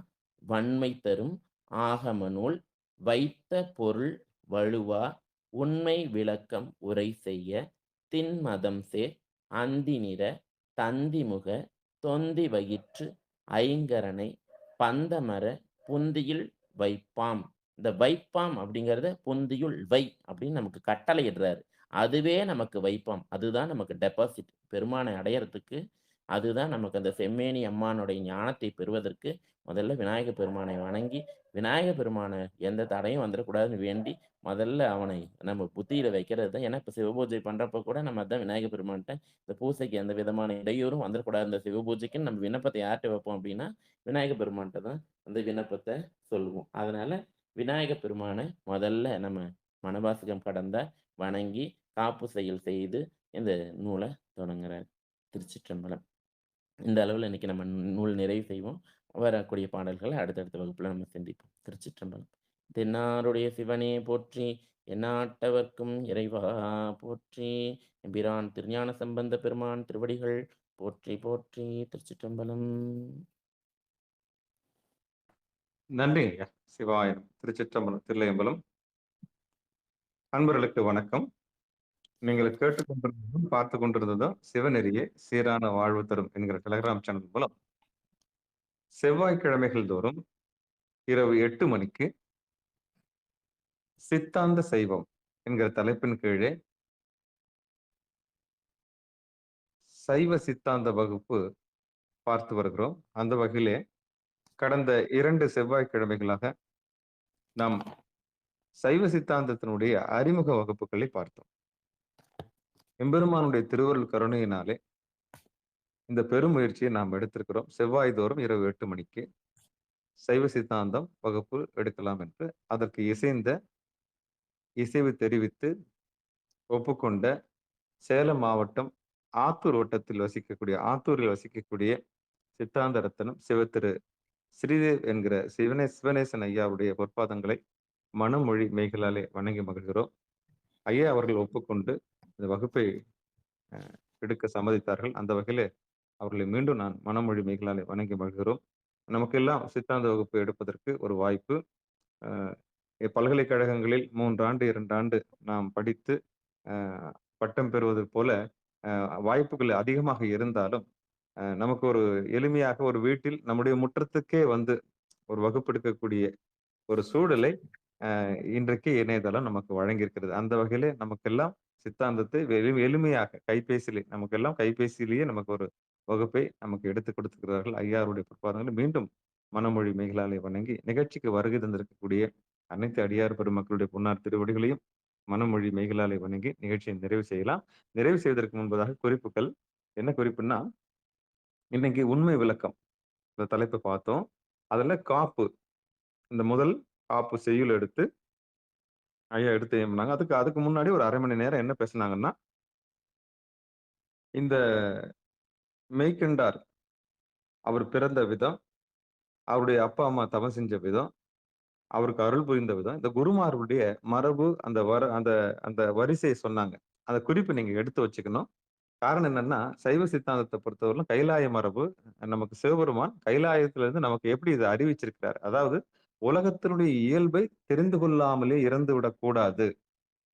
நம்ம எல்லாம் படைத்து காத்து அழித்து மறைத்து அருளக்கூடிய ஒரு பொருள் இருக்கிறது. அந்த பொருளை அடைவதற்கான வழி தெரியாமலேயே மாண்டு போய்விடக்கூடாது என்பதற்காகத்தான் இறைவன் தோத்திரமும் சாத்திரமும் ஆனார் தாமே என்ற மாதிரி, தோத்திரம் என்பது நாம் இசைத்து பாடக்கூடிய தேவாரம், திருவாசகம், அந்த 12 திருமுறைகளை சொல்லலாம். ஆனால் சாத்திரம் என்பது இறைவனை நாதத்தால் அடையக்கூடிய போது நம்ம அறிவால் ஒளியால் அடையக்கூடிய ஒரு வழியை நமக்காக வைத்திருக்கிறார். அது நாதம், இது விந்து. விந்து என்பது ஒளி. இந்த ஒளிமுகமாக யோக மார்க்கமாக சிந்தித்து அறிவும் அன்பும் 2 என்பர் என்ற மாதிரி அன்பின் மூலமாக நாம் பாடுவது ஒரு பக்கமாக இருந்தாலும் அறிவின் மூலமாக தெளிவதற்கு நமக்கு சாத்திரங்களை நமக்கு கொடுத்திருக்கிறார். அந்த வகையிலே சாத்திரத்தின் முதல் நூலாக உண்மை விளக்கத்தினுடைய காப்பு செய்யுளை இன்றைக்கு ஐயா அவர்கள் எடுத்து சொல்லியிருக்கிறார்கள். அந்த குறிப்புகளை நீங்கள் அன்பு பெருமக்கள், அந்த குருநாதருடைய வழிமரபுகளை ஐயா சொன்னாங்க. அதை நீங்க குறிப்பெடுத்து வச்சுங்க. யாருக்கு யார் உபதேசம் கொடுத்தாங்க, 2 வயது குழந்தை யார், 2 வயது குழந்தை 80 வயது பெரியவருக்கு என்ன உபதேசம் செய்தது, இதுதான் கேள்வி இன்றைய நிகழ்ச்சியில. 2 வயது குழந்தை யார், அந்த 2 வயது குழந்தை யாருக்கு உபதேசம் செய்தது, இதையெல்லாம் ஒரு கேள்வியா வச்சுக்கிட்டு அடுத்த வகுப்புகளை கொஞ்சம் சிந்திச்சுட்டு, இல்லைன்னா நீங்க அந்த கட்புலன் என்று சொல்லக்கூடிய வாட்ஸ்அப்ல நீங்க பதில் தெரிவிக்கலாம். அதாவது 2 வயது குழந்தை யார், அந்த குழந்தைக்கு யார் உபதேசம், அந்த குழந்தையோட அப்பா அம்மா பேர் என்ன, இதெல்லாம் நீங்க கேட்டிருந்தீங்கன்னா நிச்சயம் அதை பதிவு செய்யுங்க. ஒரு சுவாரஸ்யமான சம்பவம். ஏன்னா கேட்டோம் அப்படியே மறந்துட்டு போயிடக்கூடாதுன்றதுக்காக அந்த தகவலை நான் சொல்றேன். அந்த குழந்தை யாருன்னு சொல்லுங்க. அந்த குழந்தை யாருக்கு உபதேசம் செஞ்சது சொல்லுங்க. ஆணவம் குறித்து யார் பேசியது, கண்களால் தீட்சை கொடுத்தது யார், இன்னைக்கு ஐயா சொன்னாங்க இல்லையா, அது குறிப்பா எடுத்து வச்சுக்கோங்க. அந்த மாதிரி குரு மரபு பற்றி தெரிஞ்சுக்கங்க. நந்தி யாருக்கு உபதேசம் கொடுத்தாருன்றது தெரிஞ்சு வச்சுக்கோங்க. அந்த வழியில நமக்கு சொல்லப்பட்டதுன்னா அதையும் சொல்லுங்க. சிவாய நம்ம திருச்சிற்றம்பலம். ஐயா அவர்கள் பேசுனதை ஒவ்வொன்றும் நீங்க ஒரு சின்ன குறிப்பா எடுத்து வச்சு மீண்டும் அதை நினைச்சிருங்க. இந்த பதிவு வந்து மேல் பதிவா யூடியூப்ல நாங்க போடுவோம். அதையும் நீங்க திருப்பி கேட்டுட்டீங்கன்னா ஒரு நல்ல இதான். ஏன்னா கொஞ்சம் மெதுவா தான் போக முடியும். சித்தாந்தத்தை பொறுத்தவரையிலும் விறுவிறுன்னு போக முடியாதுன்னு ஐயாவே சொல்லிட்டாங்க. அந்த வகையில நிகழ்ச்சிக்கு வருகை தந்திருக்கக்கூடிய அனைத்து அடியார் பெருமக்களுடைய பொன்னார் திருவடிகளையும் மனமொழி மெய்களாலே வணங்கி நிகழ்ச்சியை நிறைவு செய்வோம். யாராவது கருத்து, அம்மா வந்து இந்த நிகழ்ச்சி குறித்து பேசினா நல்லா இருக்கும். சித்ராமா இருக்கீங்களா? அம்மா பண்ணியா இருக்கீங்களா, வீட்டுக்கு வந்துட்டீங்களா? வீட்டுக்கு வந்துட்டேங்க ஐயா. அம்மா நீங்க இது கொஞ்சம் அப்படியே முடிஞ்சு இது கொஞ்சம் கருத்து சொல்லிடுங்க. ஆமா, நிகழ்ச்சி குறித்து ஒரு கருத்து பின்புலமா சொல்லுங்க. மக்களுக்கு கொஞ்சம் பயன்படுத்தும். கொஞ்சம் காலதாமதமா தாங்க வந்தேன். ம். இருந்தாலும் அப்ப இருந்து கேட்டதுல இருந்து ரொம்ப அருமையா சொன்னாரு. குரு மரபு, அப்புறம் சித்தாந்த சாத்திர நூல்கள் 14 இது அப்படின்னு சொன்னாரு. அதுக்கப்புறம் உண்மை விளக்கத்து அது முன்னாடி அந்த முப்பொருளை எப்படி அவர் ஆரம்பிச்சார், யார் யார் முப்பொருளை எப்படி எந்த வரிசையில சொன்னாங்க அப்படிங்கிறத பத்தி சொன்னாரு. அதுக்கப்புறம் இந்த உண்மை உண்மை விளக்கத்துல என்ன இருக்கு அப்படிங்கறத சுருக்கமா சொன்னாரு. அதுக்கப்புறம் இந்த காப்பு செய்யுள் எதுக்காக செய்யறாங்க அப்படிங்கறத சொன்னாரு. அதுக்கப்புறம் அந்த காப்பு செய்யுள்ல இருக்க என்ன சொல்லப்பட்டிருக்கு அப்படிங்கிற அந்த செய்திகளை எல்லாம் வரிசையாக சொல்லி வந்தார். இந்த விநாயக பெருமானை வணங்குவதால் அவர் ஞானத்தை அருள்வார். எப்படி அந்த சங்கிலியை யானை தன்னை கட்டுறதுக்கு தானே எடுத்து தருதோ அது போல விநாயக பெருமானை வணங்கினால் ஞானத்தை அவரை அருள்வார் அப்படிங்கறத ரொம்ப அழகான அந்த உதாரணங்களோட சொன்னாங்க. அருமையா இருந்தது. இன்னும் இதை விட எளிமையா சொல்ல முடியாது, அந்த அளவுக்கு எளிமையாவும் ரொம்ப பொறுமையாவும் சொன்னாரு. அது ரொம்ப மிகச்சிறப்பாக இருந்தது. ஒரே ஒரு விண்ணப்பம், இந்த சாத்திர நூல் ஆரம்பிக்கும் போது மெய்கண்ட அர்த்தத்தையும் முடிக்கும் போது குருமரபு வாழ்த்தையும் சொல்லிதான் சைவ சித்தாந்த வகுப்புகள் நடக்கும். அதனால அதையும் சேர்த்து கொண்டால் நலமாக இருக்கும். நன்றி. நன்றிங்கம்மா, நன்றிங்கம்மா. முடிக்கும் போது குருமா சொல்லிடலாம். நன்றிம்மா, நன்றிம்மா. இன்னும் ஒருத்தருடைய கருத்து கேட்டுடலாம். அம்மா பிரேமம்மா வாங்க. சிறப்புங்கய்யா. ஐயா வாங்க. ரொம்ப அழகா அந்த விநாயகர் காப்பு செயலுக்கு பாடலுக்கு விளக்கம் கொடுத்தாரு பாருங்கய்யா. என்ன பாடல் படிச்சாலும் நம்மளால விளக்கம் புரிஞ்சுக்க முடியாது. அந்த அளவுக்கு வன்மைன்னா என்ன, ஆகம்னா என்ன, இந்த வைத்த பொருள் என்னன்னு ஒவ்வொன்றுத்துக்கும் அழகா விளக்கம் கொடுத்தாருங்கய்யா. அதாவது இந்த சொற்கூற்றம் பொருள் கூற்றம்லாம் வரக்கூடாதுன்னு விநாயகர் பெருமான வழிபாடு செய்து அதை ஆரம்பிக்கணும். இந்த காப்புனா என்ன, பாதுகாப்பு. எப்பவுமே அந்த காப்பு நம்ம ஒரு ஒரு ஒரு கோயில கொடி கட்டிட்டாங்கன்னா ஒரு காப்பு கட்டி விரதம் இதெல்லாம் செய்வாங்க இல்லையா? அது எதுக்கு அணிஞ்சிருக்கிறாங்க அப்படின்ட்டு இந்த காப்பு மூலியமா நம்ம ஐயா அழகா இன்னைக்கு விளக்கம் எடுத்து கொடுத்திருந்தாரு. அதாவது விநாயகர் பெருமானுடைய அந்த ஓம்கார முகம் அதுக்கு விளக்கம். அதுக்கப்புறம் அந்த பருத்த வயிறு இதெல்லாம் என்ன ரொம்ப அழகா இந்த புக்ல கூட நம்மளால தெரிஞ்சுக்க முடியல அந்த விளக்கம்லாம். அத இருக்கிறத விட ஐயா ரொம்ப நல்ல பொறுமையா அவ்வளவு அழகா இந்த காப்பு செய்யலுக்கு விளக்கம் ரொம்ப கொடுத்திருந்தாரு. ரொம்ப நல்லா இருந்தது. அதாவது இது எப்படி நம்ம படிக்கணும், இது என்ன அந்த ஆகம நூல்லாம் எப்படி இருக்கு, அந்த வைத்த பொருள் என்னது, உண்மையா உள்ளபடி சொல்லணும் அப்படின்னு சொல்லி இந்த உண்மை விளக்கத்தை பத்தி ரொம்ப அழகா எடுத்து ஆரம்பமே அற்புதம். 2 வகுப்பும் ரொம்ப சிறப்பு. முதல்ல பேசிக்கா நம்ம எல்லாத்தையும் முதல்ல தெரிஞ்சுக்கிட்டோம். அடுத்தது அந்த உண்மை விளக்கம் நம்ம 36 தத்துவத்தை எப்படி நம்ம புரிஞ்சுக்கணும்ன்ற மாதிரி உண்மையான ஒரு விளக்கத்தை எப்படி நம்ம அருளாளங்களாம் நம்ம அடியார்கள்லாம் தெரிஞ்சுக்கணும்னு சொல்லி ஐயா சிறப்பா இன்னைக்கு ஆரம்பிச்சிருக்காரு. இது மேலும் தொடரணும். இறைவன்கிட்ட நம்ம விண்ணப்ப வைக்கணும். அடியார்கள் நான் முதல்ல வரணும். என்ன செவ்வாய்க்கிழமைனா 7 மணிக்குன்னா எனக்கு வேலண்டு விடு குடும்பத்துல அந்த வார வழிபாடு முடிச்சுட்டு தான் நான் ஓடியாரோம் சுத்தமா. மிஸ் பண்ணக்கூடாதே அப்படின்னு ஓடி இருந்தோம். ஏன்னா முதல் வகுப்பு நான் விட்டுட்டேன். 2வது வகுப்பு தான் கேட்டேன். அப்புறம் ஐயாவுடைய யூடியூப்ல பதிவு தான் கேட்டேன். ரொம்ப அருமையா சொல்லியிருந்தாரு. எல்லாமே சிறப்புங்க. பொறுமையா சொன்னாரு. நம்ம ஐயாவுக்கு நம்ம பேர் வச்சதே ரொம்ப சிறப்பு தான். அதே மாதிரி இன்னைக்கு அவர் சிவபெருமானாவா இருந்து நம்ம குருவா இருந்து நமக்கு எல்லாமே அவர் சொல்ற அந்த ஞான நிலையை நம்ம எப்படி உபதேசம் பண்றாரோ அந்த மாதிரி சொல்லியிருக்காரு. நம்ம இதெல்லாம் ஊன்றி படிச்சிருக்கோம். எத்தனை முறை சித்தாந்தம் படிச்சாலும் அந்த கடல் மீண்டும் மீண்டும் கேட்கதான் நமக்கு அறிவு தெளிவு பெறும்ன்ற மாதிரி இன்னைக்கு ரொம்ப சிறப்பான ஒரு கருத்தெல்லாம் தெரிஞ்சுக்கிட்டங்கய்யா. அது இல்லாத இன்னைக்கு கலாவதி அம்மான்றவங்க நம்ம குரூப்ல இருக்கிறாங்க, ஈஸ்வரங்கும்பத்துல இருக்கிறாங்க அம்மா. ரொம்ப சிறப்பான ஒரு அடியார். அவங்க சித்தாந்தத்துல அவங்களாம் இன்னும் போயிட்டே இருக்கிறாங்க. வருஷம் பூரா சித்தாந்தம் கத்துட்டு இருக்காங்க. பாண்டிச்சேரி சேர்ந்தவங்க. அவங்களால பெரிய புராண வகுப்பு வர முடியாது. இன்னைக்கு இன்னைக்கு நம்ம குரூப்ல ஜாயின் பண்ணியிருக்கிறாங்க. அவங்களையும் வரவேற்கிறோம் நம்ம குடும்பத்தின் சார்பாக. ரொம்ப சிறப்புங்கய்யா. வாய்ப்பு கொடுத்தமைக்கு ரொம்ப நன்றி. சிவா. மிக்க நன்றி. நன்றிங்க. சாத்திர நூல்கள்ல சிவா வாங்கம்மா கலாவதியம்மா, சொல்லுங்கம்மா. சிவாய நம்ம ஏற்கனவே நீங்க வகுப்புக்கெல்லாம் தொடர்ந்து ஆமா வாங்கம்மா, வாங்க சொல்லுங்க. இல்லங்க ஐயா, இதான் நான் ஃபர்ஸ்ட் டைம் அட்டன் பண்றேன். முதல்ல குருவுக்கு வணக்கம் சொல்லிக்கிறேன், ஐயாவுக்கு ரொம்ப, அப்புறம் அனைத்து அடியார்களுக்கும் திருவடி வணக்கம்.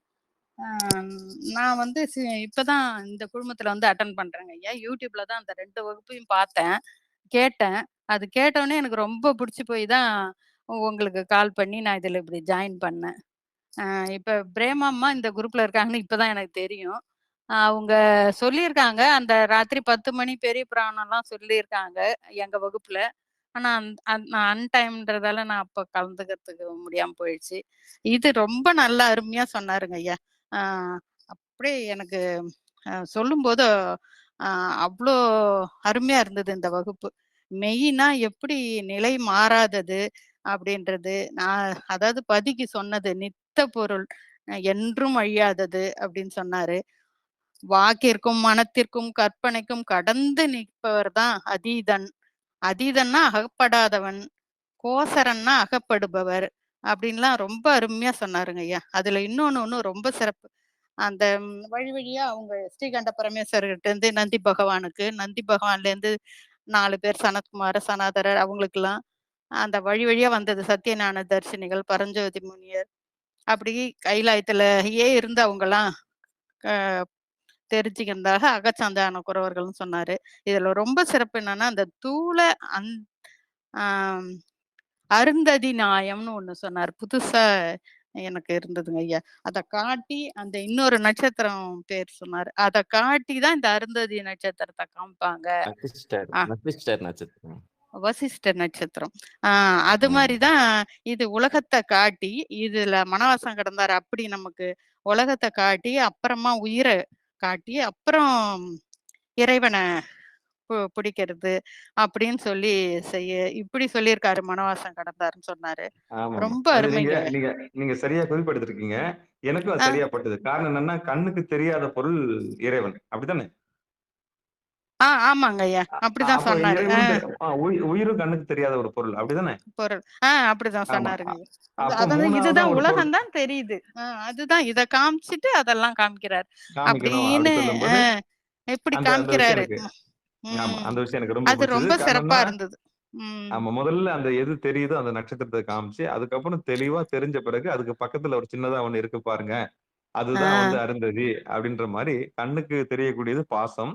அந்த பாசமாகிய ஆணவம், கன்மம், மாயையை முதல்ல விலக்கிட்டு, அதுக்கப்புறமா சூட்சமமா இருக்கக்கூடிய அடுத்து இருக்கக்கூடிய பசுவையும், பதியையும் பார்க்கலான்றது ஐயாவுடைய முடிய கருத்து இன்னைக்கு. செய்தி நல்லா இருந்தது. அற்புதமான செய்தி. எடுத்து சொன்ன விதமும் நல்லா இருந்தது. நன்றிங்க. ரொம்ப நல்லா இருந்ததுங்க ஐயா. இந்த விளக்கமும் அந்த காப்பு செயலுக்கு விளக்கம் அப்படியே ரொம்ப தத்ரூபமா அப்படியே அருமையா சொன்னாருங்க ஐயா. நன்றிங்க ஐயா. திருவடி வணக்கம் ஐயா. குரு வணக்கம். அனைத்து அடியார்களுக்கும் திருவடி வணக்கம். நன்றிம்மா, நன்றிம்மா. நன்றி. சிவபெருமான சிவா திருச்சிற்றம்பலம். நன்றிங்க. திருச்சிற்றம்பலம். வேற யாராவது கருத்து தெரிவிக்க விரும்புறீங்களா? நிகழ்ச்சிக்கு வந்தவங்க வாங்க. பட்டமல்லம்மா வாங்க. நீங்க ஏற்கனவே கிளாஸ் போனவங்க தானே? வாங்க சிவாய நமங்க. வாங்கம்மா. ஒரு அருந்ததி நட்சத்திரம் உடனே அருந்ததி நட்சத்திரம் சொன்னாருங்களே ஐயா. சிவாய நம. நட்சத்திரம் சொன்னாங்களே ஐயா. ஆமாம்மா சொல்லுங்க சாமி, சொல்லுங்க. அது வந்து திருமணத்தின் போது பந்தலை நீக்கி குருக்கள் தெரிதான்னு கேட்க சொல்லுவாருங்க ஐயா மாப்பிள்ளைய. பெண்ணண்டை சொல்லி அது ஒரு சாங்கியம், ஒரு கணக்கு. அது ஒரு சாங்கியத்தை அதுவும் ஒரு இது வந்து சித்தாந்தத்தோட விளக்கம் தானோ அப்படின்னு நான் நினைச்சிட்டேன் ஐயா. அது சித்தாந்தத்தோட விளக்கம் இல்ல சாமி. அப்படி இல்லைங்கம்மா. அப்பயா இப்ப காமிக்கிறாங்க. அது ரிஷிகள்ல ஆண்கள்ல பத்னியா இருந்தவர் வசிஷ்டர், பெண்கள்ல பத்னியா இருந்தவர் அருந்ததி. சொன்னீங்க.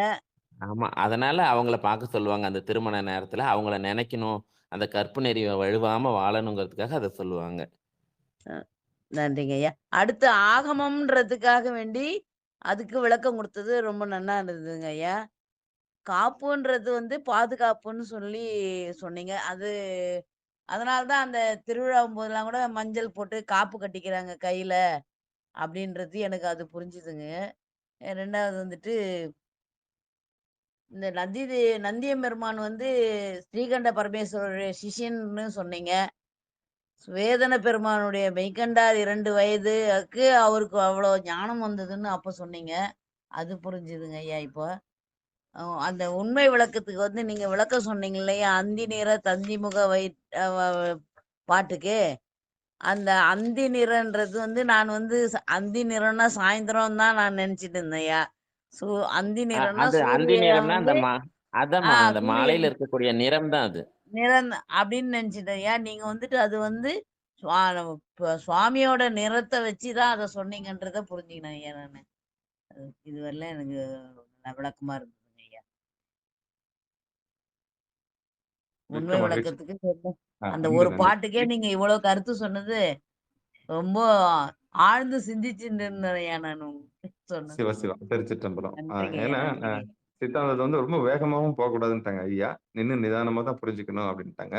அந்த வகையில இன்னைக்கு வந்தவங்க யாராவது உங்களுக்கு ஏதாவது வேற ஏதாவது கேட்கணும் ஐயா கிட்ட இருந்தாலும் நீங்க கேட்கலாம். சிவாய நம்ம திருச்சிற்றம்பலம் தில்லையம்பலம். இன்னைக்கு வகுப்புல நம்ம என்ன பார்த்தோம்னா, இன்னைக்கு முதல் வகுப்பாகவும் அது உண்மை விளக்கம்ன்ற ஒரு நூல் முதல் நூலாக எடுத்து அதுல காப்பு செய்யுள் ஐயா எடுத்து சொன்னாங்க. அதுக்கு முன்னாடி ஐயா ஐயா அவர்கள் பேசிய விதத்தை நீங்க கேட்டிருப்பீங்கன்னு நினைக்கிறேன். நீங்க ஏதாவது கேட்கணும்னு ஆசைப்பட்டீங்கன்னா உங்களுக்கு நேரம் இருக்கு கேட்கலாம். சிவாய நம திருச்சிற்றம்பலம் தில்லையம்பலம். நிகழ்ச்சி வந்தவங்களுக்கு ஏதாவது சந்தேகம் இருந்தாலும் கேட்கலாம். சிவாய நம திருச்சிற்றம்பலம். நன்றி. மிக்க நன்றிங்க.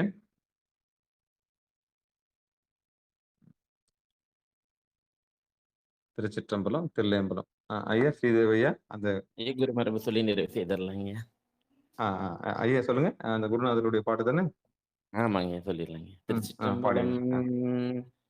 கைலாய பரம்பரையில் சிவஞான போத நெறி காட்டும் வெண்ணை பயில் வாய்மை மெய்கண்டான் சந்ததிக்கோர் மெய்ஞான வானுவாகி குயிலாரும் பொழில் திரு ஆவடுத்துறைவாள் குரு நமச்சிவாய தேவன் கைலாதி மரபுடையோன் திருமரபு நீடூழி தழைக மாதோ.